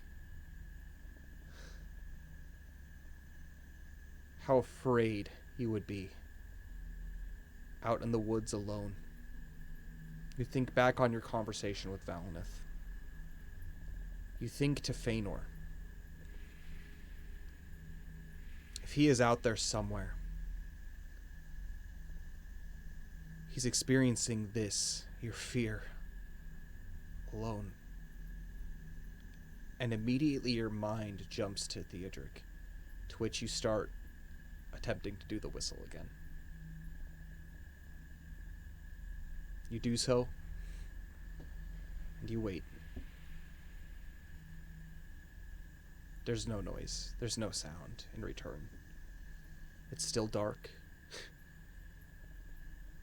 Things seem gloomy, dour, and hopeless. Theodric, what is your survival roll? Mine was a 15. 15. You cut your way through Mirkwood. You've made your way far enough in to where there is a vast amount of undergrowth that has begun to build up. And this undergrowth, as you cut it away, you see that, you don't know if it's your mind playing tricks on you or whatnot, but you see as if almost roots begin to peer up out over the ground and almost reform. Every mark that you make, every path that you forge, it seems to be covered up to a degree. You keep shaking your head, desperately looking at each tree. You've gotten to the point where every single tree that you come across, which, again, there are a lot of them, you've begun just carving arrows. And you continuously look back to your arrows, and your arrows are there. But you don't recognize the earth beneath your feet. You begin to go dizzy. And you close your eyes. Hard. I'm going to have you make a perception check for me. Okay. Let's see. Here we go. Come on. Oh, that is a 2. 2. That is not great. Silence. Silence all around you. What has it been? 30 minutes? 2 hours? You think, has it been a day? Your stomach grumbles. Hunger begins to start overcoming you and your thought, and this almost act of desperation. Giving up hope, seemingly giving up hope. You turn around as if to go back, and you hear somewhere the breaking of a twig. What do you do? Theodric draws his short bow and knocks an arrow, but he doesn't fully pull it back yet. He's just kind of got it knocked. You do so. You listen.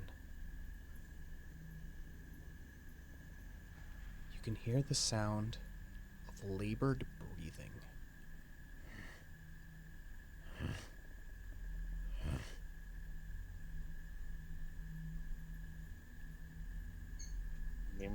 Nympharion? Feanor? You call out. No reply. Is it you, Bilbo Baggins? No reply. The hobbit who's been haunting your dreams throughout all of Mirkwood. Immediately, you hear the sound of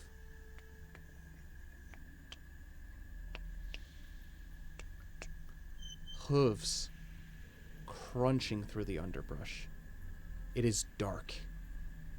Incredibly dark. And your eyes can't perceive what is in front of you. On a hunch, can I whistle for Barada Rock? You absolutely do. I'm going to have you make an animal handling check for me.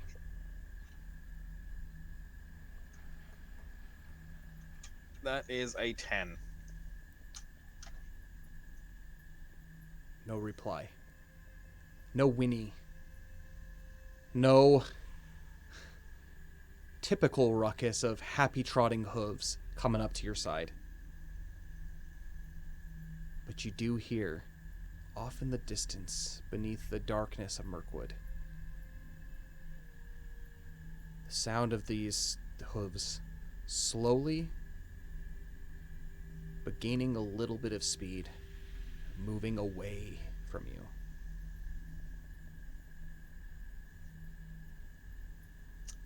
I'm gonna follow them. You do so. You begin to track your way towards the sound, leaving marks as you go. And with every step that you take, you seem to be getting closer. These labored hoof marks, or hoof sounds,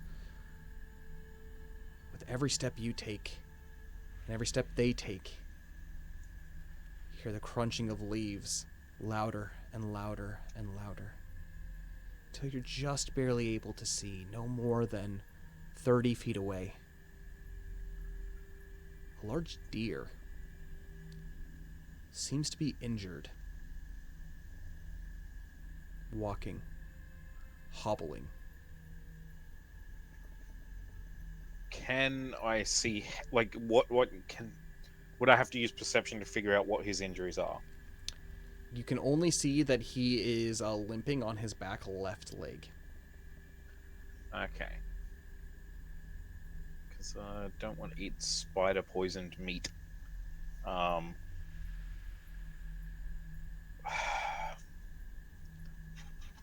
Okay, I am going to not look a gift deer in the mouth, and I'm going to make an attack against it with my short bow. Go ahead. That is a 20. 20 will hit easily. Go ahead and roll for damage. That is a 4. Oh, 5. 5. You do Yep. so. Boom! And you hear a as it begins flopping down on the side, as if any ounce of energy that was left within this creature is leaving him. You can see as you approach hopelessness in its eyes and absolute fear.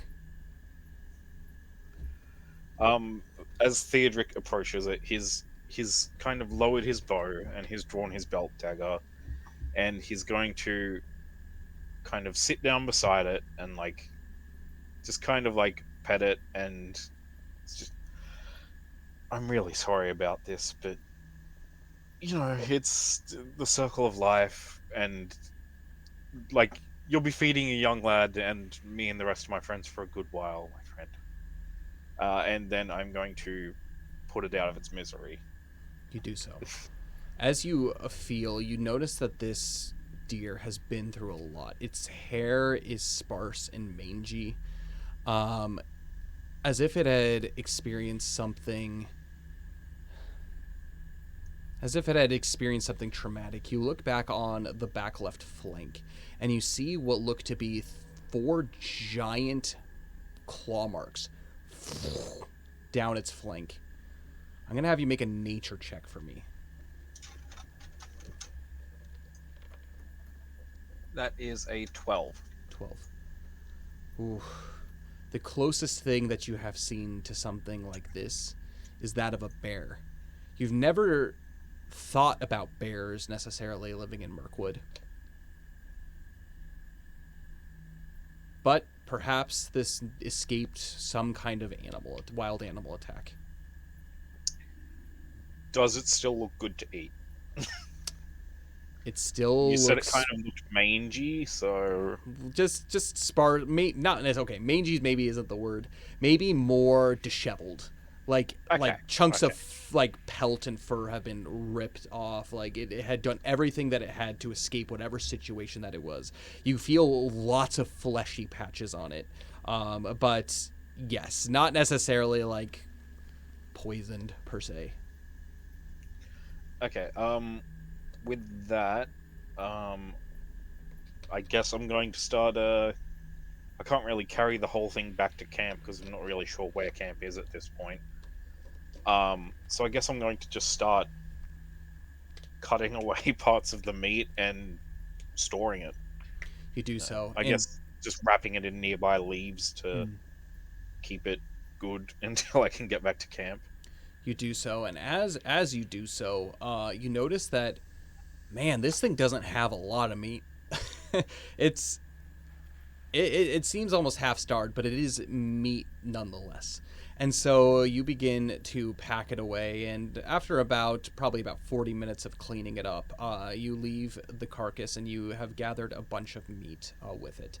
And you stand up, and yeah, this is probably, from what you can tell, probably about a good 25 to 30 pounds of meat that you've gotten off of this seemingly big deer, but enough to be able to eat. And so you pack that away and you put that into your belongings, so you can go ahead and add 30 rations to your inventory. Hey, we eating, boys? Yeah. Looks like meat's back on the menu. What was that, What 30? about their legs? They don't need those. Yep. Okay. We did buy 32 rations from Esgaroth, but I don't know if anyone marked them down in their character sheet or whatever. Okay. I certainly don't have them. It would just be whoever bought them, so whoever went out to market before we headed off. That's okay. I know in past episodes, like you guys have kind of been dispersing it, as it were. You guys either way, we'll figure that out off stream, but either way, it's you guys are running pretty low, I think, just in general. So especially without Feanor. Feanor and his bear stash. Bear stash, yeah. But you do pack this up. Do you wish to return, or do you wish to continue the hunt? Theodric, actually, can I make a perception check? Go ahead. Can I see any sort of, I don't know if it would be perception or nature, but can I see any sort of, like, are there more hoof prints of more deer? Is there like a stream nearby that they would congregate at for water, or is there anything like that? Mm-hmm. Would Yeah, that be perception still? perception. Yeah, absolutely. Come on. No. That is a 2. Nothing of the like. From what you can tell, this has wandered far and away of where it originally came from. And so it is you and this carcass in a very dark, empty forest. Hopefully empty. Yes. Well, with that being the case, Theodoric will turn back and start heading back to camp. I'm going to have you Hopefully. make a survival check with advantage. Okay. Very good idea putting signs and markers down. And that That very is a first 17. that first survival check was good. Wonderful. Which then brings us back to Feanor. It's been days. Nymphiarion pretty quickly recovered from his burn wound. But it did take a day for him to get kind of moving without wincing too bad. He wasn't feeling so well enough, especially that first day, to have you be riding him. So you walk through the brush, hopefully in the right direction. Make a survival check for. Oh yes, please. Yeah. I was going to say, can I actually attempt to climb one of the trees to see the direction to the sun? Ah, yes. With that, I'm gonna have you make an acrobatics check for me. Yep. A 9. 9. No. You begin the climb up these very old trees, and the bark itself seems to almost peel away with each grasp that you have, and with each piece of bark that you peel. You can smell almost the smell of rotting wood. Forge would like to add, was that at advantage? Your 9. Oh, Yes, it was. okay. Cool. So, sadly. So you do climb and you peel away the bark. It's this forest, or at least this part of the forest that you're in, is dying. There's a rot that has seemed to set itself deep down. Yet at the same time, growth prevails. It's a strange phenomena. You have no idea why. But as you do so, it's almost as if the trees themselves forbid you to continue the climb. The closer you reach to perceived fresh air, the more difficult it becomes. The bark sheds. Thorns become more evident as you climb up further and further. And sitting deep within the back recesses of your mind, you have this lingering fear of what could be up there. Not just spiders dwelling in the canopy, but it goes beyond that. Something above. If you peek your head out above the canopy, will you see the Middle Earth that you knew? Everything's so different here. Will the peace that happened after the desolation of Smaug in the Battle of the Five Armies, will it still be present? Or will smoke, warfare, blood, and screams fill the air? I'm going to have you make a wisdom saving throw for me. Kidoki. Using my last thing of inspiration from my other ability, I got an 18 18. Yes. instead of a 7. But that is now all used up. I used all my good luck with the spiders. I think you still have some sort of advantage because you're in a wood. Only on my stealth. Yeah. Well, that's not nothing. It's pretty good. Yeah, It isn't nothing. I'll give you that. with that, as you continue to climb, you brush off any thoughts of that, and you convince yourself, no. We've only been in here a few days, 2 weeks maximum. No way it could have changed that much. And you get this hunch. Fate is smiling upon you. You escape the spiders. Its general direction seems like a good one. You will climb up the trees when you see them become healthier to perhaps change your direction, but for now, you will continue to wander on as you were, attempting to find the elf path. And with that, I'm going to have you make a survival check.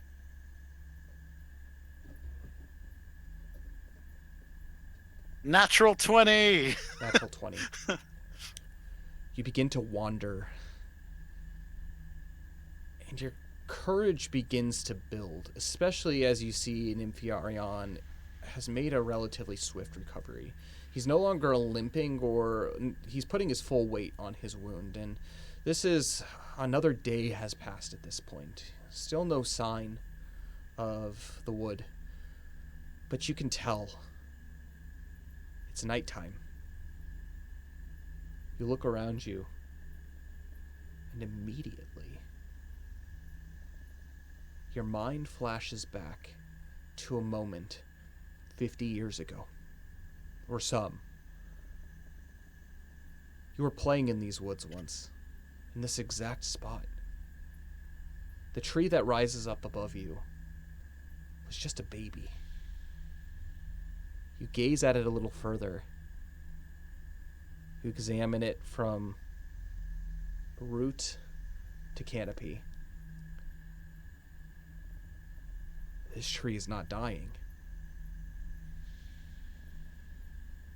And you have a thought. Perhaps. You climb up the tree just a little bit. And near the top, you scan. And you see a Sindarin F and a Sindarin C carved into the bark.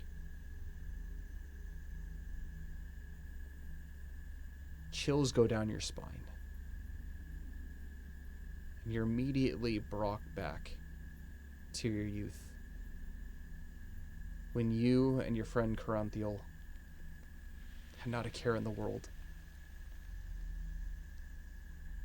You were playing in this wood. This tree, you recognize it. And any thought that you had of feeling lost fades away. You scurry up to the top of the tree. You break your way through the canopy. The breeze blows through your hair. The chilliness of a nice March day. The sun is just peeking up over the horizon. And you can see far off in the distance a sea of trees laying on either side as if like a blanket.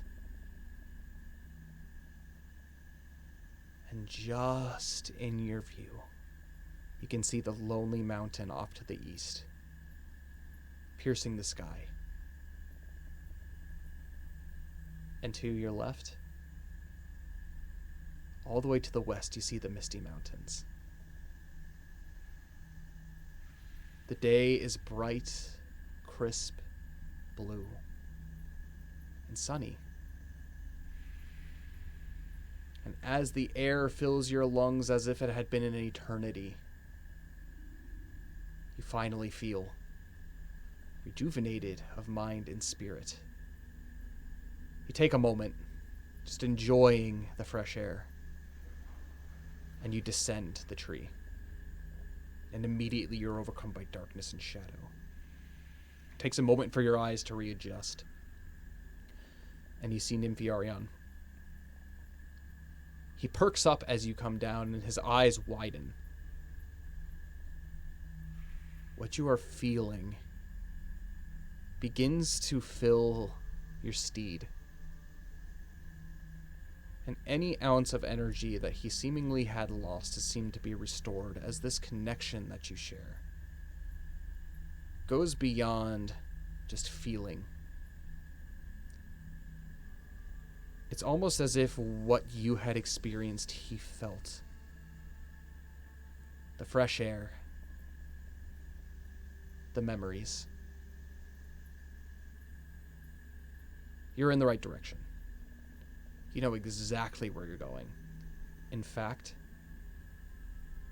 within a day and a half time, you'll be back on the elf path. That is, unless you're carried away by something.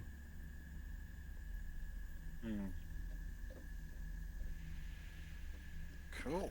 With that, we're going to go ahead and jump back over to Jalen and Valineth. Oh man, I sure hope Fane is not dead. I really hope nothing bad happened to him.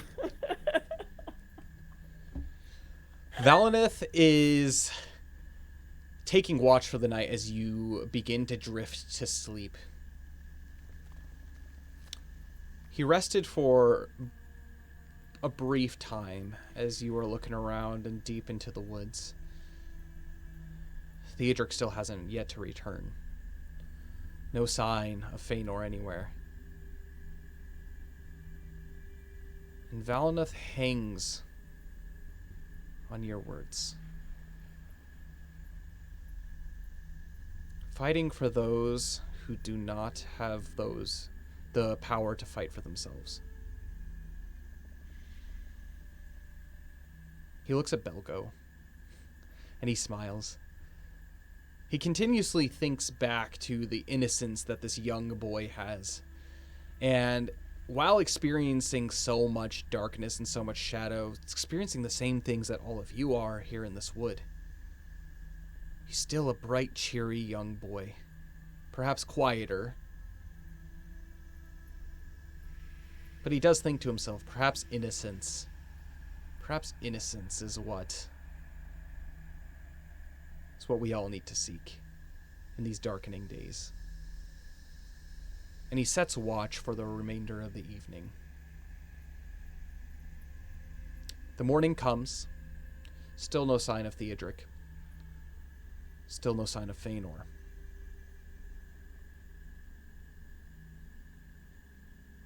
Belgo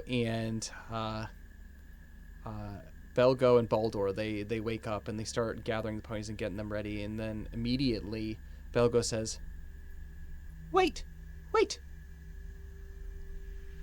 Baradorok is here, but where's Theodric?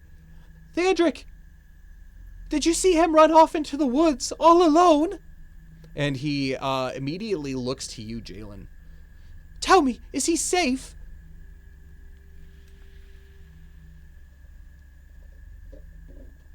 Yeah, of course he is. Make a deception check for me. I mean, look at Baradorok. He would be much more nervous if his master was hurt, wouldn't he? Maybe. So he looks to you, he looks to Baradorok, looks back to you. Deception? I got a 9. 9. Well, let's go see if I can get Baradorok up. He hasn't, we're all getting ready, but he seems to not be ready. So I'm going to do a few tricks that Theodric taught me to get him to, up and ready to start going. Duh, what do you think? Do you think we can have some breakfast before we leave? And Baldur, he looks and just kind of like shrugs. Yeah, of course. A little bit of breakfast would be good for us all. And he takes out a handkerchief from his pocket, and he there's a small kind of piece of like, it's very odd, almost like paste, like gray paste like substance. And he takes it and he pulls out like a small piece of stale bread and he wipes it on and smears it on the bread. He pretends to take a piece from it and puts it into his mouth. And he begins chewing.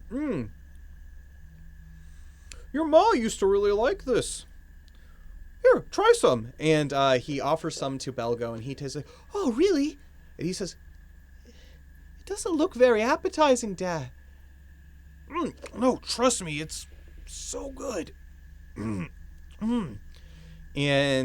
Belgo puts it in his mouth, and at first he's like, ugh. And his face, don't worry, son. It sticks to your bones. It'll keep you going for a better part of the day.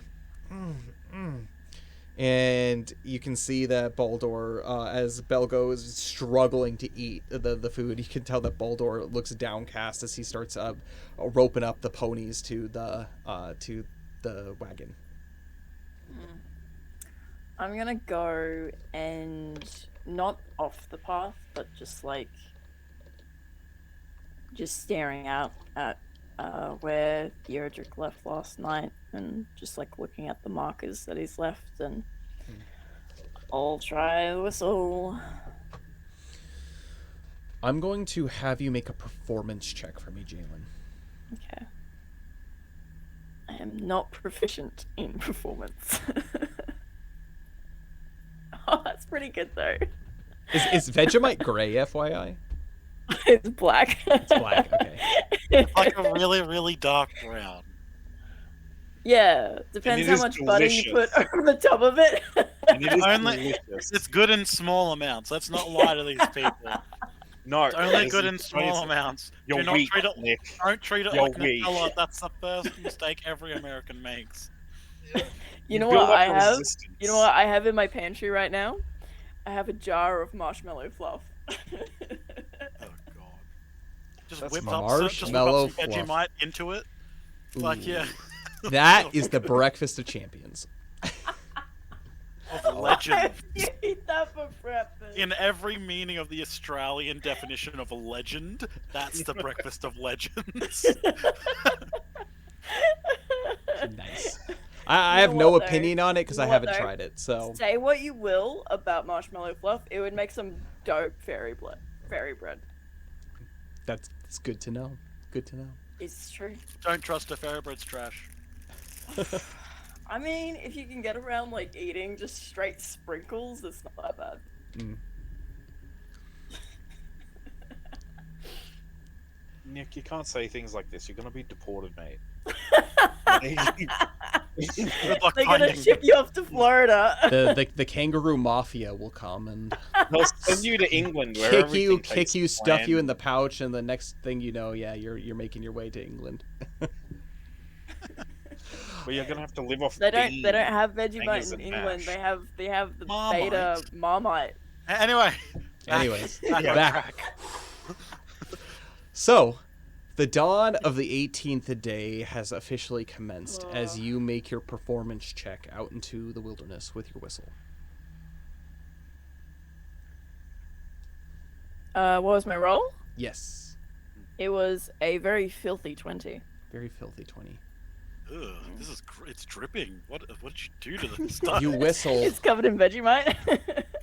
You whistle and you wait for a moment, and you don't hear response immediately. But you really focus. It's as if your whistle seems to be echoing. That's weird. You haven't heard that the past few days. Or past few hours, since you've been...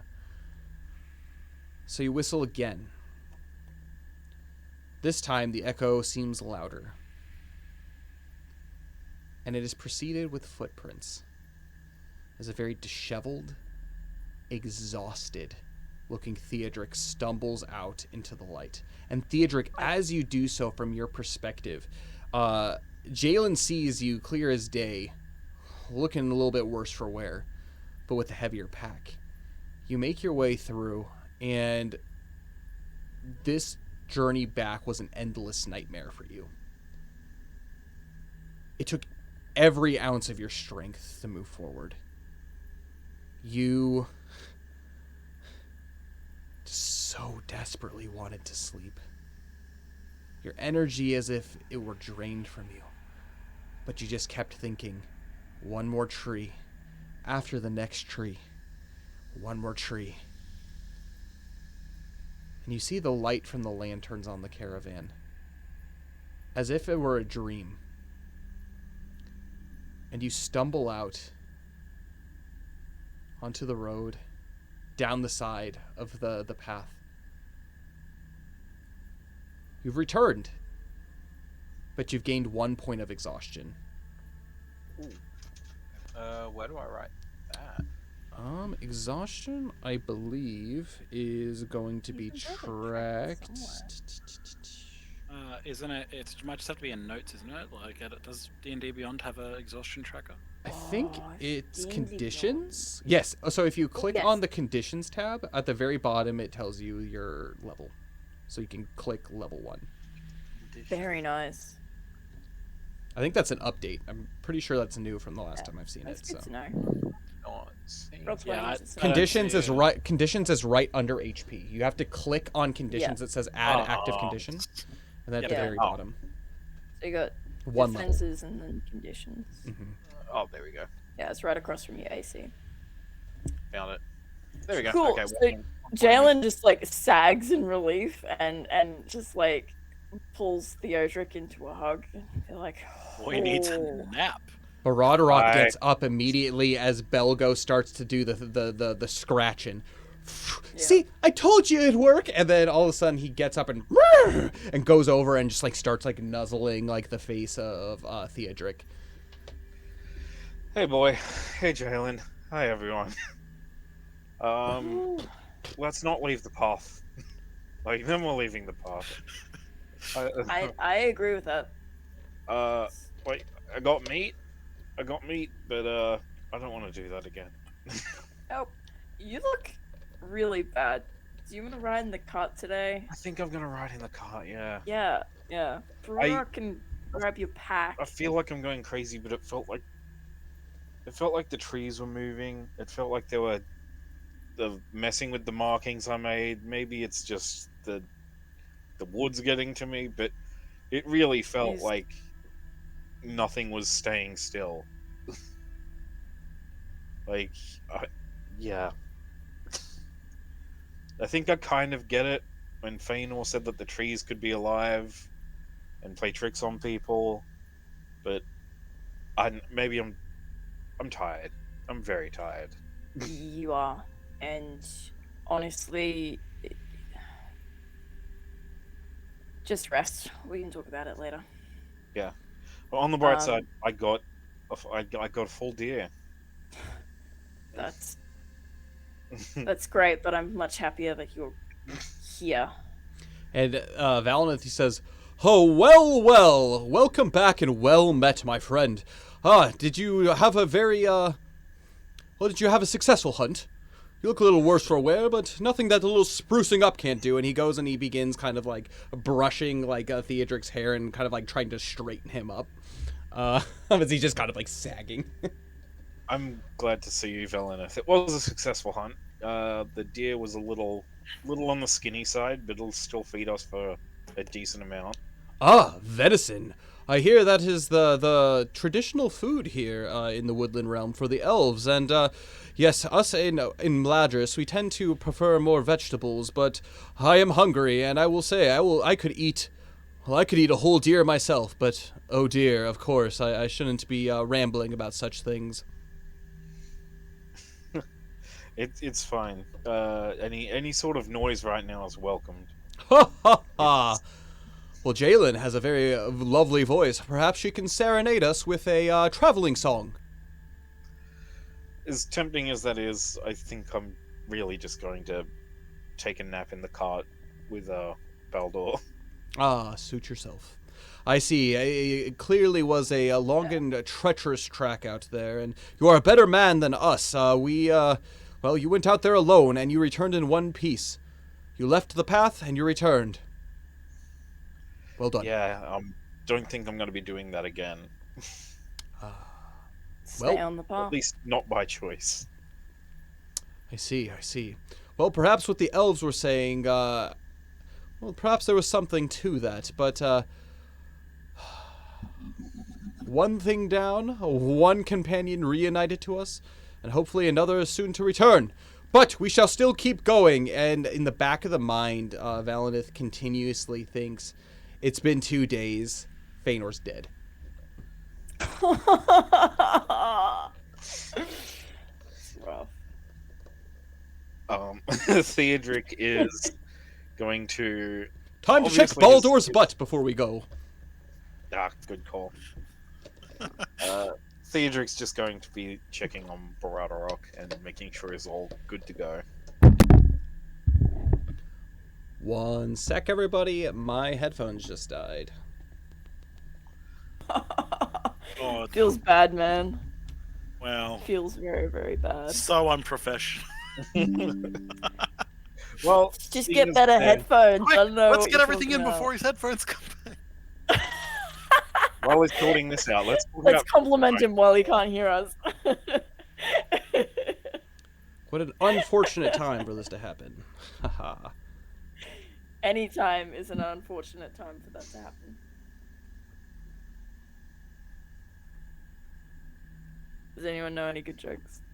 I've actually pulled up a list of horse jokes here. I've just been waiting for a reason for Theodric to kind of come in with them. Okay. But this is Okay, very, you know, we do... Feanor's gonna kill everyone himself. He's not even gonna beat the Shadow. It's just gonna be. Feanor's not here. He It's- can't. No, I mean like he'll Feanor return. needs to find us to He'll- kill he'll- us. he'll That's our master return, and plan he'll be for like, bringing him back. Oh, my friends, and they'll be like, "Oh, we missed you dearly," and hold up a piece of meat, and he's gonna be like, "I should go back Oh, to the it's woods." great to meet the deer again. Oh No. my What is a buck's least favorite bread? Sourdough. Ah, That's one from Valineth, I assume. No.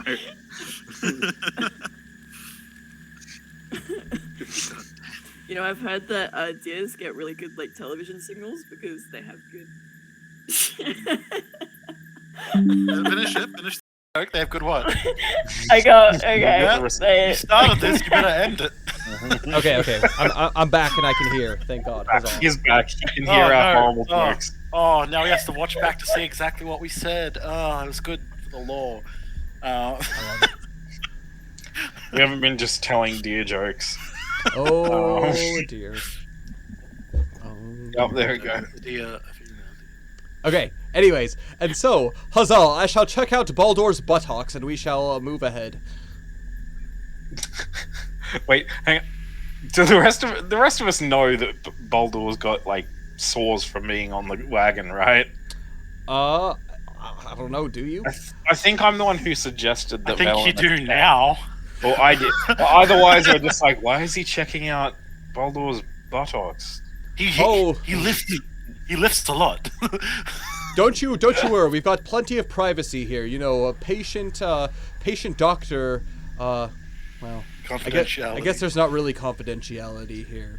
But, I'll take a look at it anyways. Okay.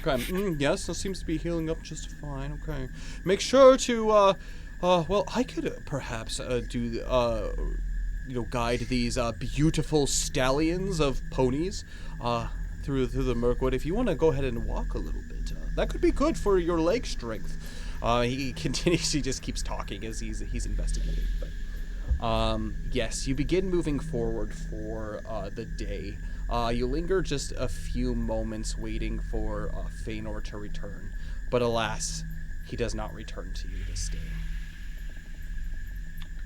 Theodric is going to take a stick, or maybe the end of his sword, and just kind of like, I guess, in the dirt next to the path, I guess where we had camp, just kind of draw an arrow pointing in the direction we went, along with a little note, catch up quickly, Feanor. Well, catch up quickly, Theodric. And then he's going to stumble into the back of the wagon and take a well-deserved nap. Perfect. You do so, and you wander for the day. The 18th day is seemingly uneventful. It's quiet. The smell of smoke, now that you've started getting a little bit of food in your bellies, seems to kind of have fade into memory to a degree.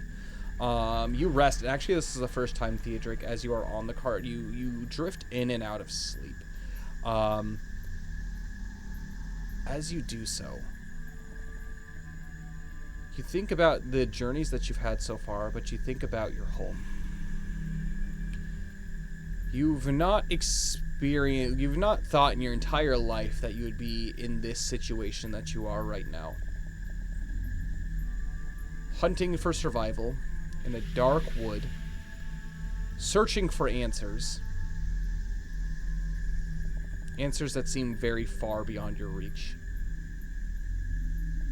But most importantly, that you've been able to find companions like the ones that you have. You ponder Feanor, and the same feelings creep into you, the same with those of Valineth. It's been 2 days, and he's not back. Sadness falls over you. Your dreams are endless dark from that point on.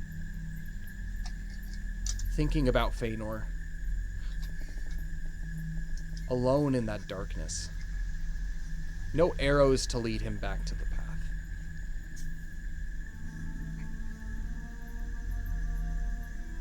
It's a daunting thought.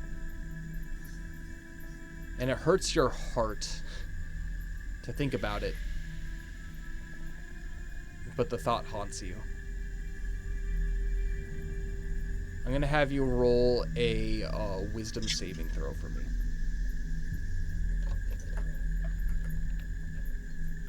Uh, 16. 16. Your sleep is restless.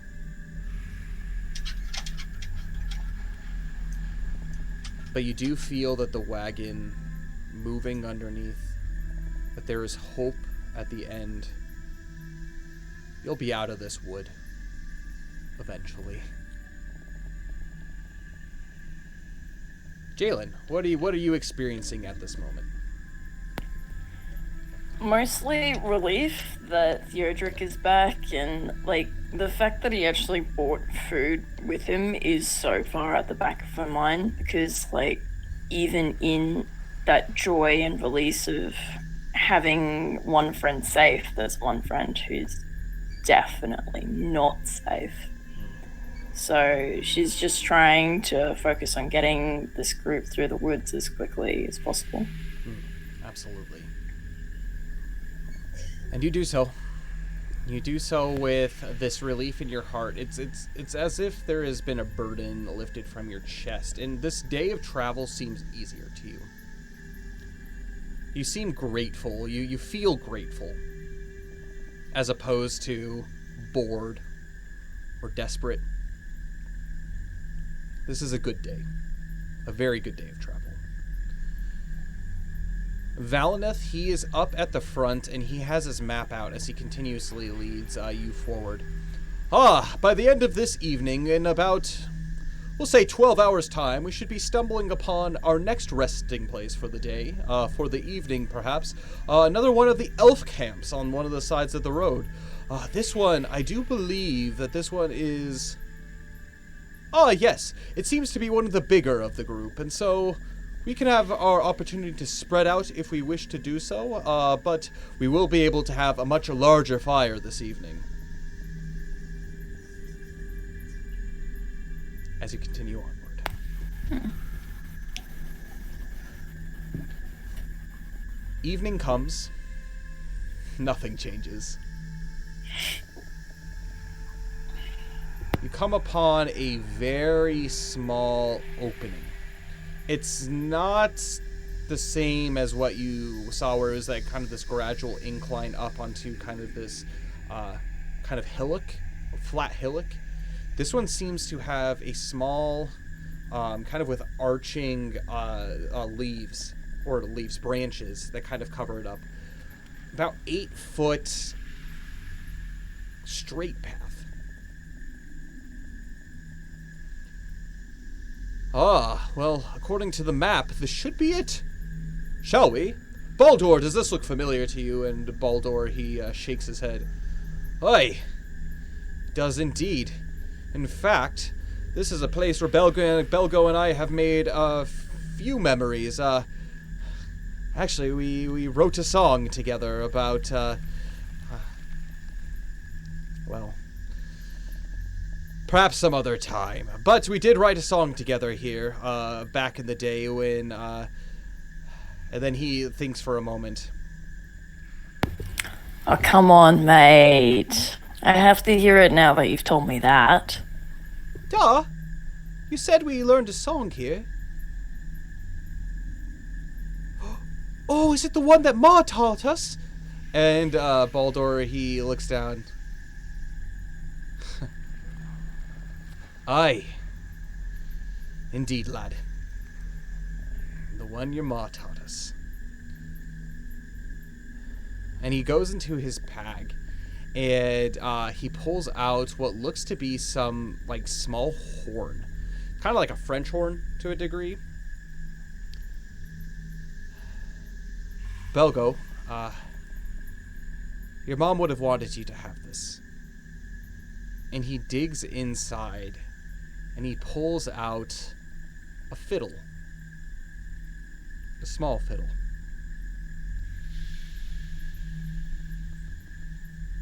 Do you recognize this, right? Yeah, that was Ma's. And he looks down at his necklace and he holds it up and he says, "She said that I was too small to play it. She said that I should be really careful and that I shouldn't touch it. It was precious to her."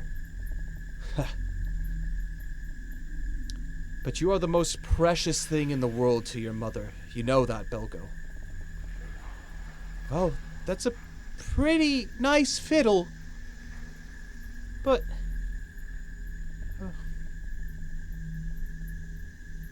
He thinks, and his face becomes sullen. Ta, I miss her. I'm gonna just busy myself, setting up camp, give him a moment. And he leans his head into his father and he hugs and says, "Dad, I miss her." And you can hear in the distance him calming down. Belgo, "I miss her too, son. I miss her too. She's here with us always. Remember what I told you. She's here with us always. I keep her close to my heart. Always, she's here. Always close to my heart." And that goes on for a little bit of time.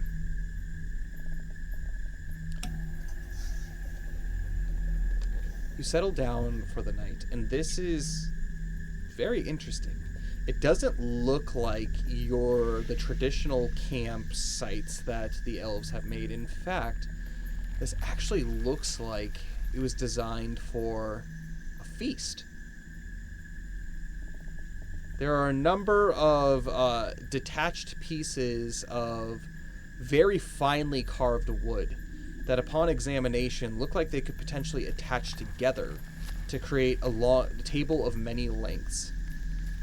There are a number of tree stumps that are carved out to look like chairs, and you're able to gather all around completely and set up basically spots for everybody at this table.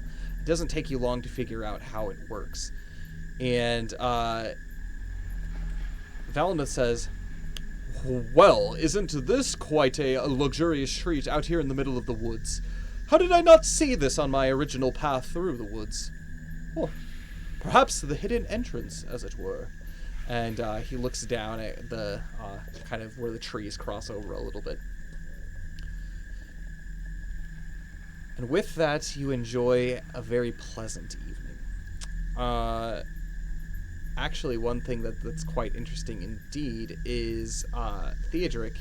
You start to feel a little bit of the burden left as you take out a few of your bundles of meat and begin to cook it up. A fire has been made just a little bit off to the side of where the table was set up, And I'm going to have everybody make perception checks, actually, as this meat begins to cook. It is raw meat, so it's not dried meat like you have been eating.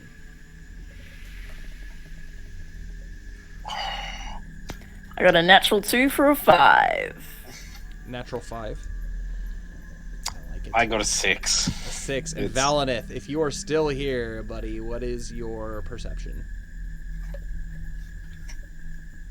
Please be high, please be high, please be high. I know he still has inspiration too, continuous inspiration. So He got a 23. He doesn't need it. Wow. yeah, 23. I'm assuming that's with the inspiration, but yes, 23.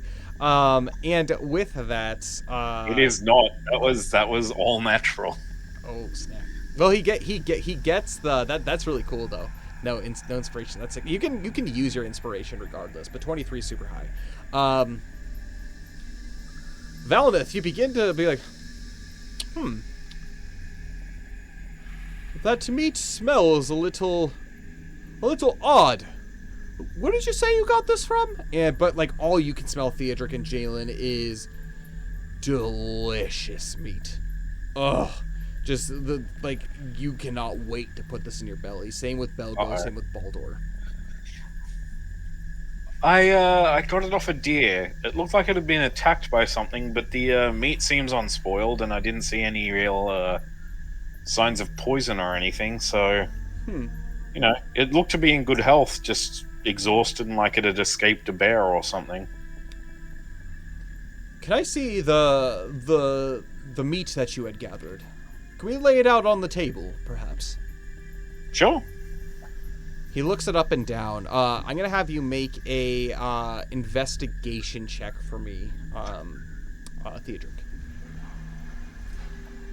If I help Theodric, can I give him advantage? I think he already has it. Oh, I didn't know I did. But if I do, well, that is a 16. Oh, sorry. I didn't mean Theodric. I meant Valineth. Sorry, Valineth. Oh. Yeah. Valineth doing the investigation check. Yes, is he? Valineth is doing the investigation. Okay. Oops. I apologize. It's good soup. Hopefully. 9. Valineth got a... Valineth, you have officially lost your inspiration. Oh no. He looks upon this and he sees the meat We all gonna bundles get- all tied up. You know what this truly needs is some taters. That's what it is missing. And he says, I believe that this is a feast, of course. Baldur, you can take it out of my salary. Do we have potatoes on board anywhere to be able to add to this luxurious feast? Baldur says, yes, of course. How many do you want? Oh, 1 silver penny worth of taters. For the group, all around. I will make a stew to go with this, and it is a delicious stew. I learned it way back in Imladris. My mother was quite a good cook, and he begins talking all about this as he begins stirring it up. Yeah, you guys have this delicious meal, and you eat it. Very satisfying. Honestly, this tastes immaculate compared to the dried meat that you've been having for the past few days. The fact that you're eating some form of vegetable, even if it is a root vegetable, is just, it's so moist and so good. The flavors are just absolutely incredible and like melting in your mouth. This is exactly what you needed. After such a wonderful day, this hit the spot. So, good job, Valineth, for cooking up a delicious taters, where you boil I swear, them, if I mash get 'em. back and you're all dead, I'm gonna be so mad. Can you imagine? The night draws on, not quite to the point where you are all getting ready for the evening. And you're enjoying full bellies and a good amount of happiness. Go ahead and actually remove, Theodric, 3 of those rations. Okie dokie. It was well needed. Everyone is feeling much better in higher spirits as you begin kind of joking around. But all of a sudden, one of the ponies, you can notice that it's starting to act weird. Very strange, very odd. Upon further investigation, you noticed which pony it is, and this pony is going to be... Let me roll for it to see which pony we've got. Quickly, I must look at my notes to see which of the pony names I know. Oh, wait, it won't help you guys. What a shame. Okay. It is Willow. So this is the brown one, like all brown one, not with any of the brown tinting. But yes, it is Willow.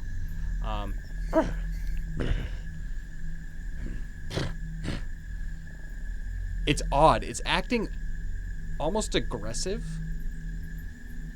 And it's the only one of the group of ponies that are doing this. Can Theodric do an animal handling check to see if he can figure out what's wrong with it? I'm going to have you do an insight check for that. Okay. That is a 16. 16.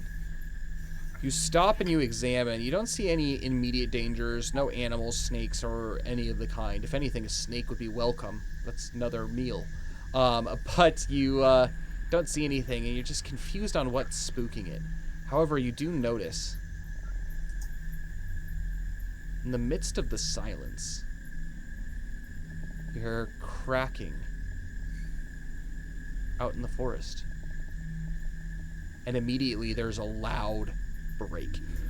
All of the ponies, and they just like start like looking around, panic, completely wide-eyed. You have no idea what's going on. Nothing feels weird other than this loud sound coming. However, I'm gonna have each of you make perception checks as all of the ponies. Baradrock is not doing this, but the ponies are. They're severely spooked. Can I try and grab the ponies to make sure they don't try and Yes. bolt away? You can make an animal handling check instead. I got a... Okay, Valeneth got a 21 on that perception check, which is good because I got a 2. Okay.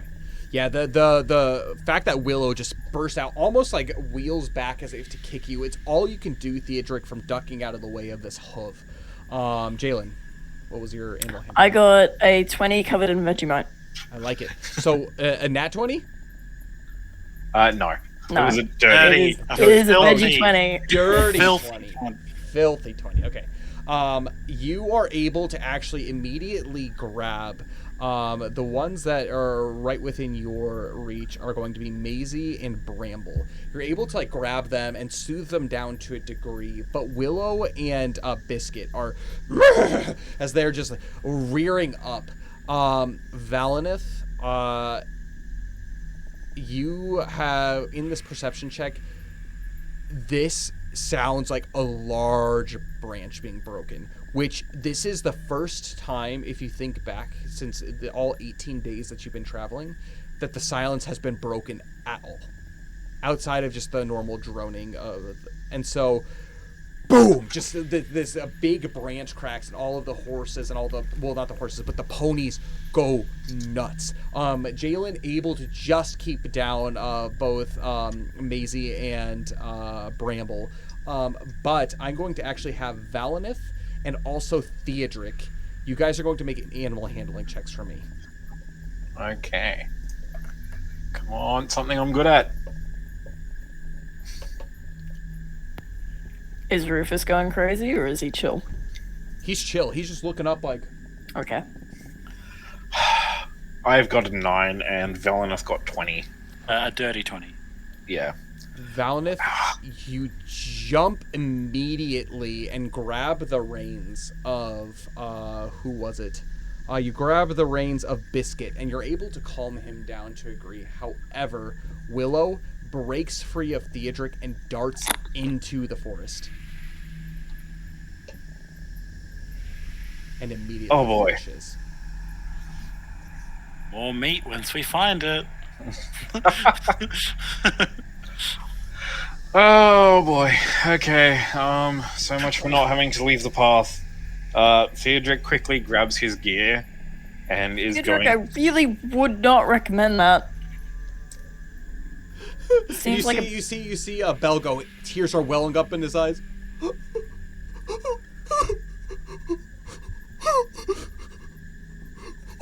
Alright, fine. Yeah, You better come back. I'll be fine. I'm sure it'll go well. Third time's the charm. And he's going to mount Barada Rock and go after her. Okay, just FYI, doing that is actually going to slow your pace down. Okay, well then I won't. Okay. Then I won't. Barada Yeah, Rock and may you're stay. gonna have to coax Barada Rock into the forest, which is another thing. Yeah, that too. So Okay, on foot. okay, you dart after, and again, you're exhausted. This is something that's pressing on you. But yet again, within 24 hours, you are back off the path, within the darkness of Mirkwood. And similarly, it swallows you up. Are you going to be making markings, or are you going to be going after at full pace?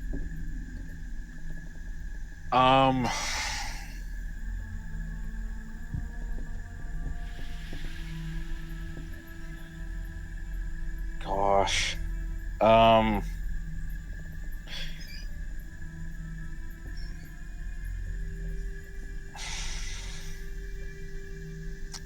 Theodric is going to... Can I actually do a perception check to see if it's leaving a obvious path or if it's being stubborn? Absolutely. Go ahead and make a perception check for me. That is a 10. 10. With that perception check, you look around. It's gone. But there are very obvious signs. Large footprints, pony-shaped, in the moist ground. It does cut in and out of some thicket, but there is a track to follow. A blind dwarf could follow these.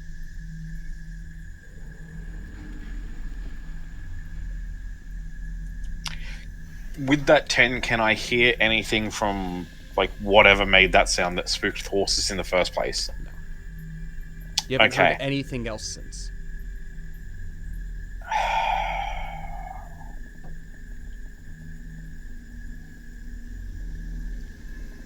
You've got about a moment to decide what you're going to do. This horse is getting further Okay. away. So Theodric is going to turn around and head back to the path. Unfortunately, it's just like he's exhausted. The Mirkwood feels oppressive. He doesn't know what was out there that scared the horses or the ponies in the first place. And he doesn't think he can find his way back if he keeps going further. He's too tired. He's not paying attention. He's not at the top of his game. You re-emerge from Mirkwood, but a moment later, with this look of defeat on your face. Belgo is sobbing at this point. Willow, she's never been out in the wood before. She's never been alone.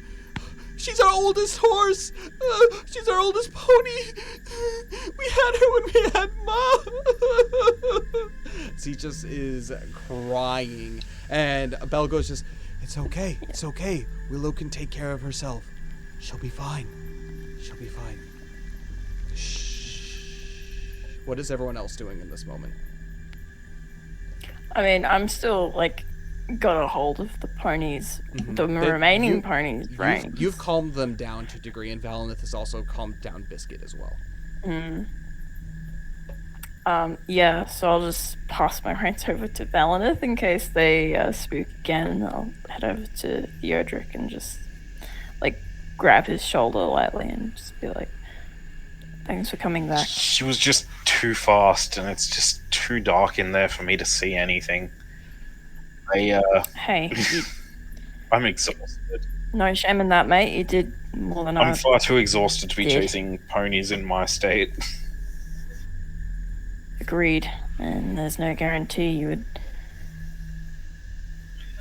Anyway, Belgo's probably going to be a bit distraught for a while. It's never easy losing a horse. Valineth is now taking the reins of all the other horses, or the ponies. Ah, what valiant steeds. Well done, well done. Way to stay within safety. And he's like petting each of them, like trying to calm them down and trying to like keep like an air of like, it's no big deal. Like, things will be okay. Like, damage control voice. Hey, Valineth. Ah, yes. I bet you don't appreciate all this horsing around. That's a good one. But Jalen, these are ponies. So pony up and deal with it. Yes. I like it. Noble steeds as ponies are, they shall not be ridden by us fair folk, or that isn't a hobbit. But children indeed do find quite a loving to them, I do find. And he kind of like whispers over to you. Perhaps comforting Belgo is probably the best thing we can do right now. Well, from the earth, Willow was created, and to the earth she shall return. He puts his head down in like a solemn note, and then perks right back up.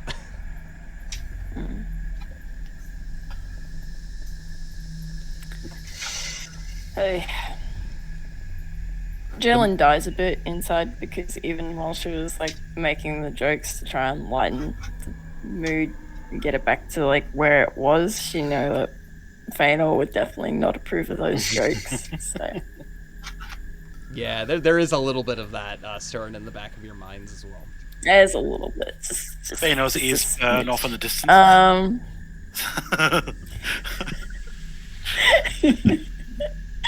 Yeah. So, I'll just look over towards Belgo and Baldor.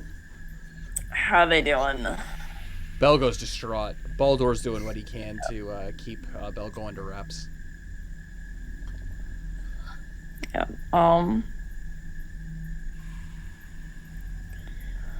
I don't know if there's anything I could do that would be better than that. So yeah, I'll probably just send Rufus over there to like lend Send in the emotional dog. support. Yes, send in. Good plan. When all else fails, send in. He's basically pacing around in a circle around you and like sniffing you, trying to figure out like what kind of like emotion you have going on.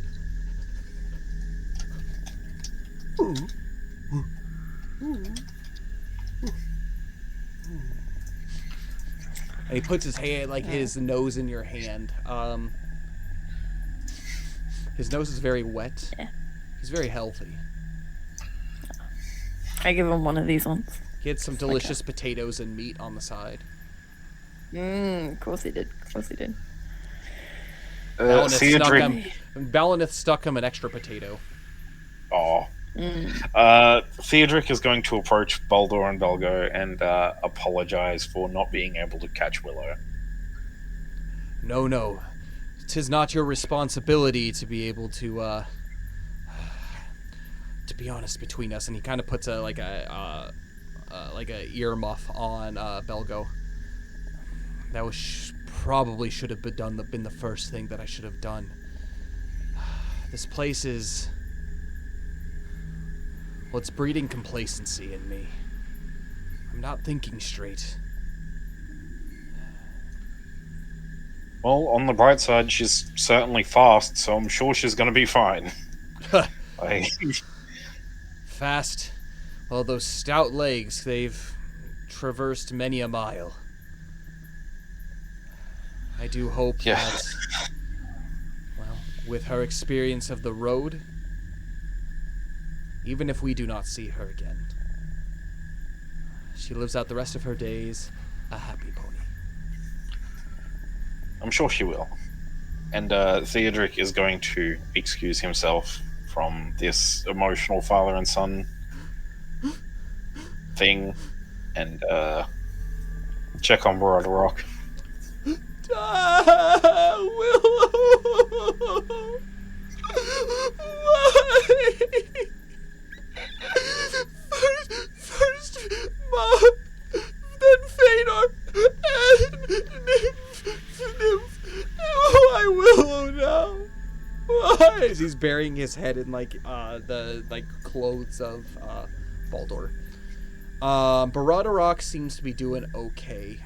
He has kind of like a little like with all of the commotion, like a little like shocked.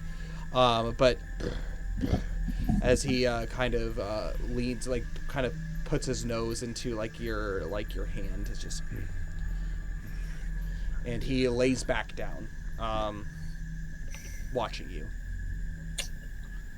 Ah, good boy. Thank you for not making this harder on all of us by running away as well. He shakes his mane from side to side, almost as if to answer you. Velenith, do you have any clue what made that noise? Ah, yes. Well, there was I believe it was a branch breaking. Not too far from here, but, you said that the night is dark and full of terrors, is that correct? Or the wood is full of terrors and dark. I'm sure it's... Well, it's very dark. I hope it's not full of terrors. I'd prefer them to stay very far away from us. Me too, indeed, which is why I'm a little bit concerned. Why, perhaps this is the first time we've been hearing such things. Quite curious indeed. I will take tonight during my watch to study all of the different animals and creatures that could potentially make such noises. I will keep my wits about me, but do not fret, I will find answers for this in the morning. I hope.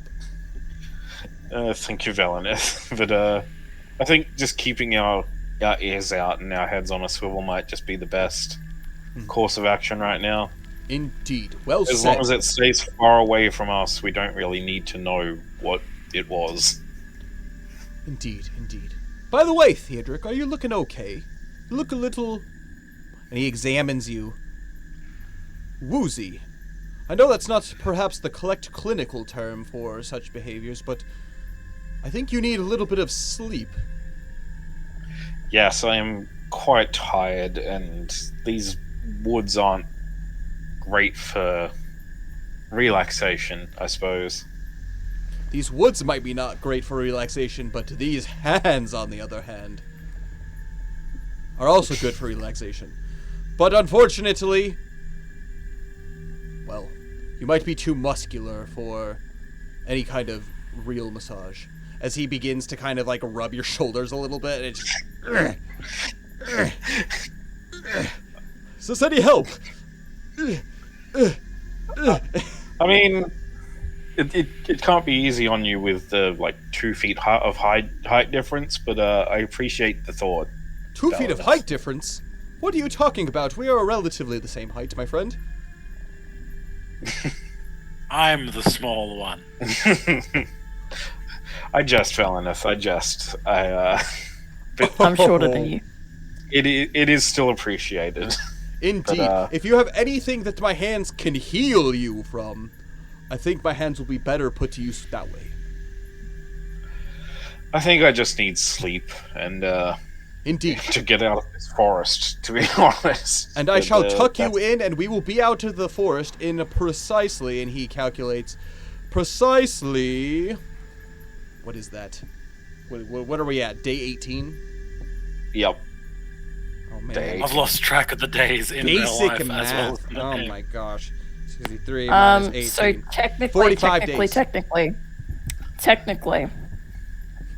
So Fëanor left at the end of the 16th day, so this would be like the end of the 19th day if we did like the 2 days. Okay, yeah, in true. between. Yes. So we have precisely 44 days left of this traversing. We are only 19 days in. Will you be okay, my friend? Yes, I think as long as we stick to the path, I think we should be fine. Yes. Don't leave the path. I've heard that a lot lately. Yes, it's I heard very so good much. advice. I made a whole poem about it, but it's kind of depressing. And anyway,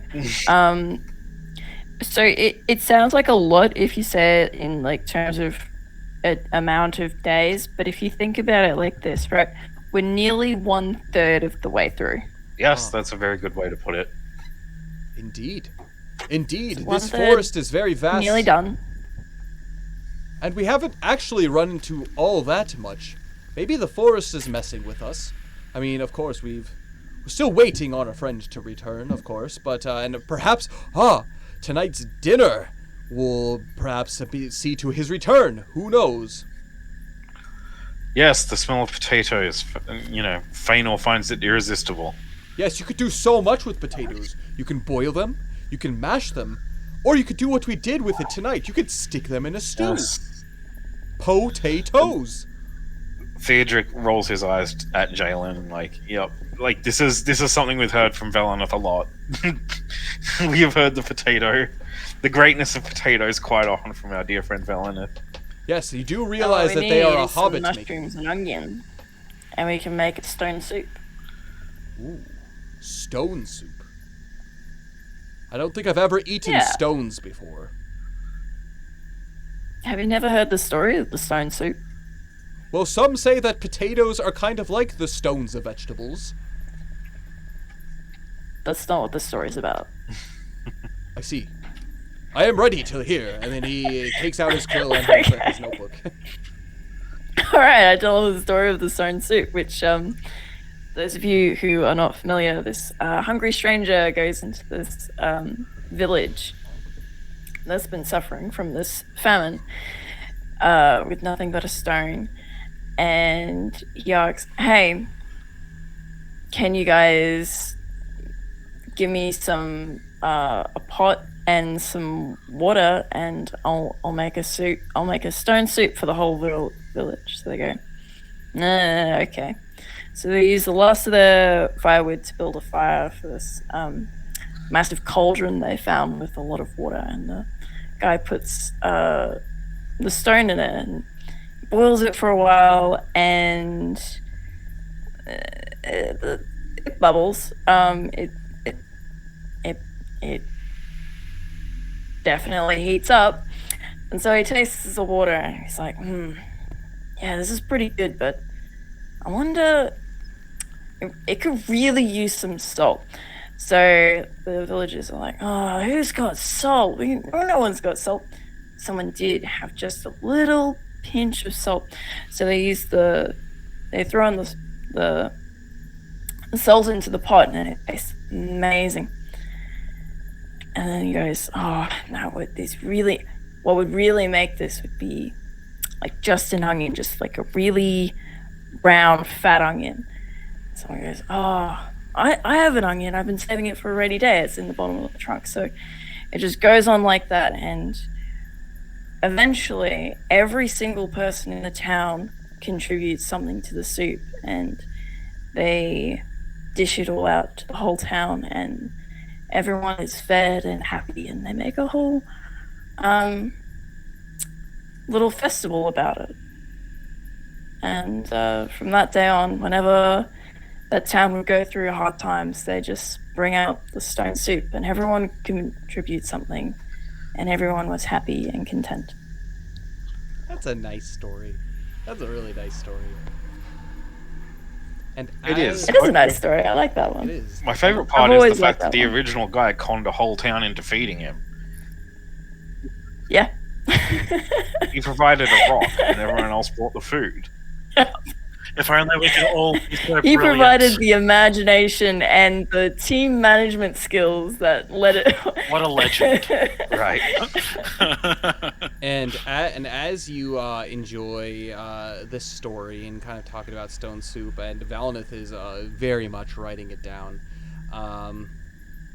you hear from the outside of the forest, what a legend. And out emerges Feanor and Nympharion. Hey! What a legend. Valnith. He just is just completely Feanor? dumbfounded. Yeah. See, I actually got here a We're couple all minutes ago, but she was in the middle of telling a story, and I really wanted to wait for the perfect moment to announce myself. My friend! I didn't want to interrupt. Huzzah! Huzzah! As he looks to each of you. Huzzah! Feanor? Is that really you? Pats himself. I think I'm alive. I can't really guarantee anything. I pull him into a hug. Yeah, he embraces you. Aw. Gives a big slap on the back. You indeed. Goes over, drags you over to Theodric, pulls him into. I told the others you were alive still. Wait, they had doubts that they all thought I was dead. Oh god. Oh, yes. You said 2 So many days! doubts. Has You it did- been you- 2 days? I don't know. I've been in the Three You woods. say days. 2 days, Feanor. I've been in the woods for a few days. I wasn't really sure on how much time had passed. I can't really remember that anymore. Oh, it's been 2 days. so- More than 2 okay, days. I have 3 good days. news, good news, and bad news. Which would we like to hear first? I've had enough of bad news. Get it out of the way. Come I on, know where get we it. are. Oh, And, so do I. wait, I what? have a map. And I got back safe. Now, the bad news is that I was almost eaten alive. What? But you're not. I mean, almost is fine. You know, I hear Almost that is almost good only news. counts in horseshoes and something called hand grenades. That sounds Dangerous. strange. I don't recognize the odd. word. I don't either. Yes, It must be a different kind of elvish. Maybe dwarvish. It Yes, does sound like Um, something the dwarves would come up with. Yeah, it would probably serve us best if we all have a discussion. Maybe after Belgo goes to bed. And Yes, Belgo, he's had a, he looks at a you and he's monster crying. You day. just see him crying off in the distance. Okay. Feanor puts his fingers up to his mouth and he gives a bit of a short whistle. Hey, what are you crying about? Belgo, you're alright. Feanor. I'm alive. You don't have to keep. Feanor. You don't have to keep crying. I'm right here. He turns to Theodric. I assume he's been a wreck since he thought I died. He just lost one of his ponies.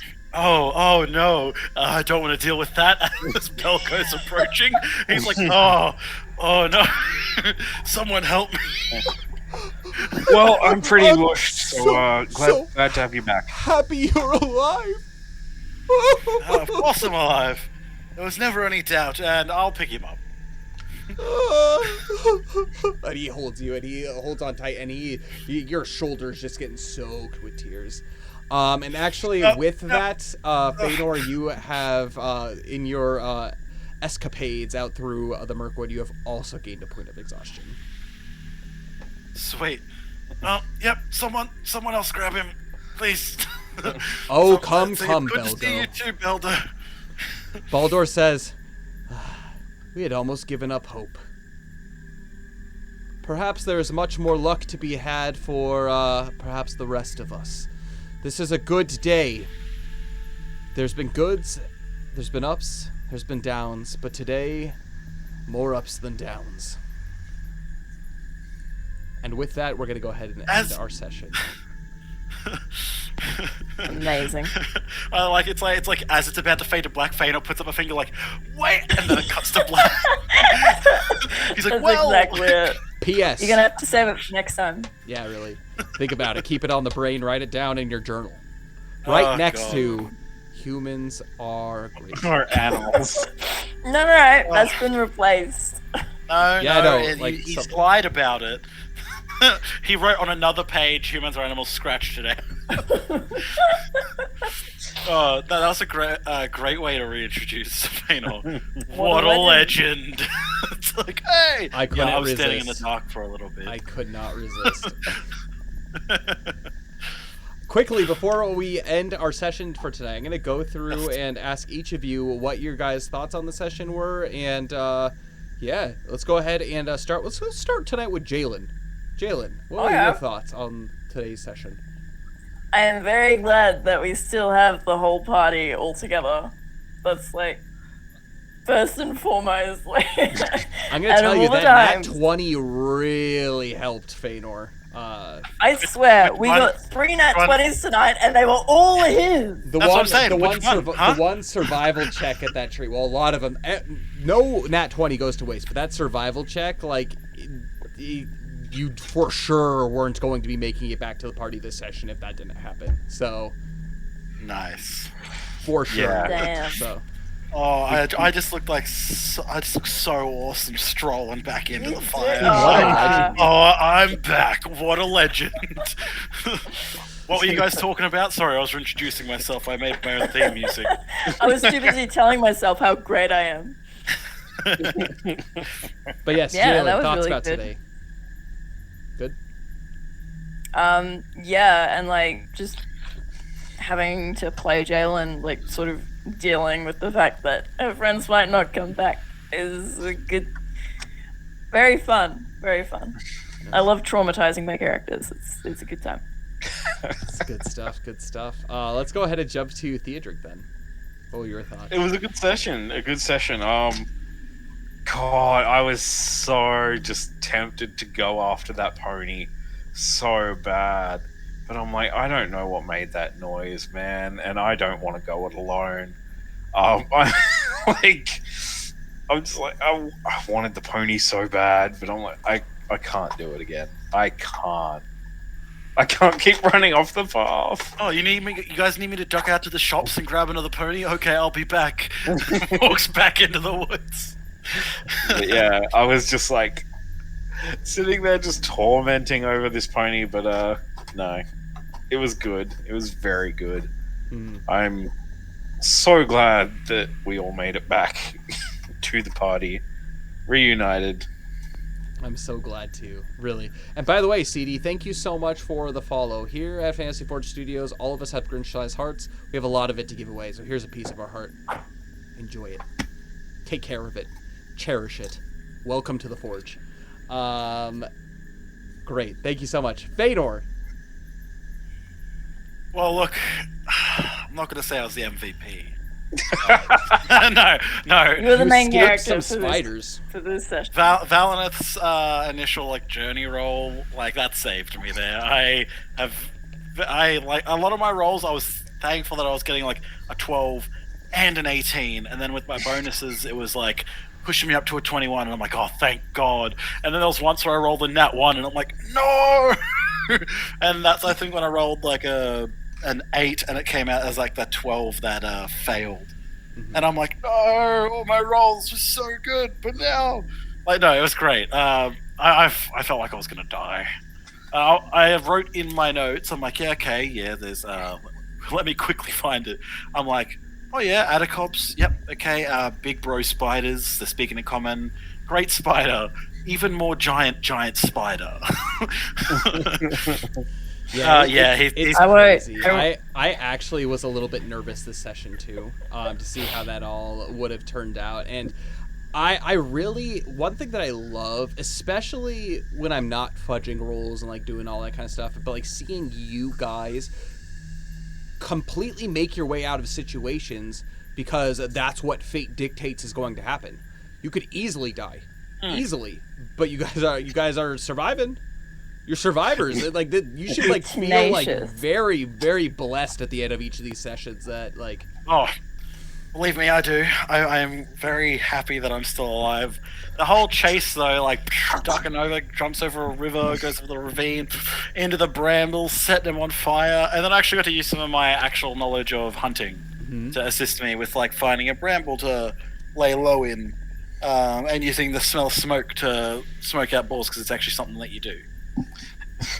Nick was already writing up a new character while he was doing the chase scene. No, I didn't. I had faith. I had faith that I would only be partially eaten.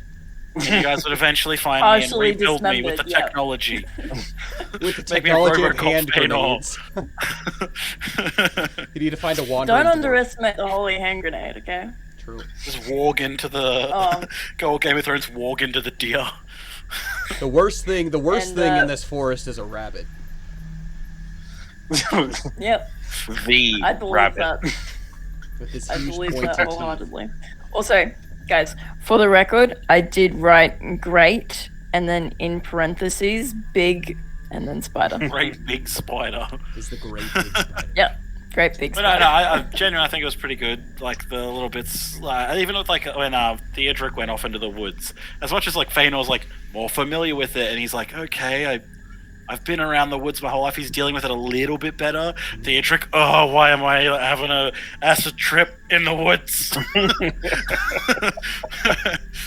Yeah, it messes with you. It messes with you.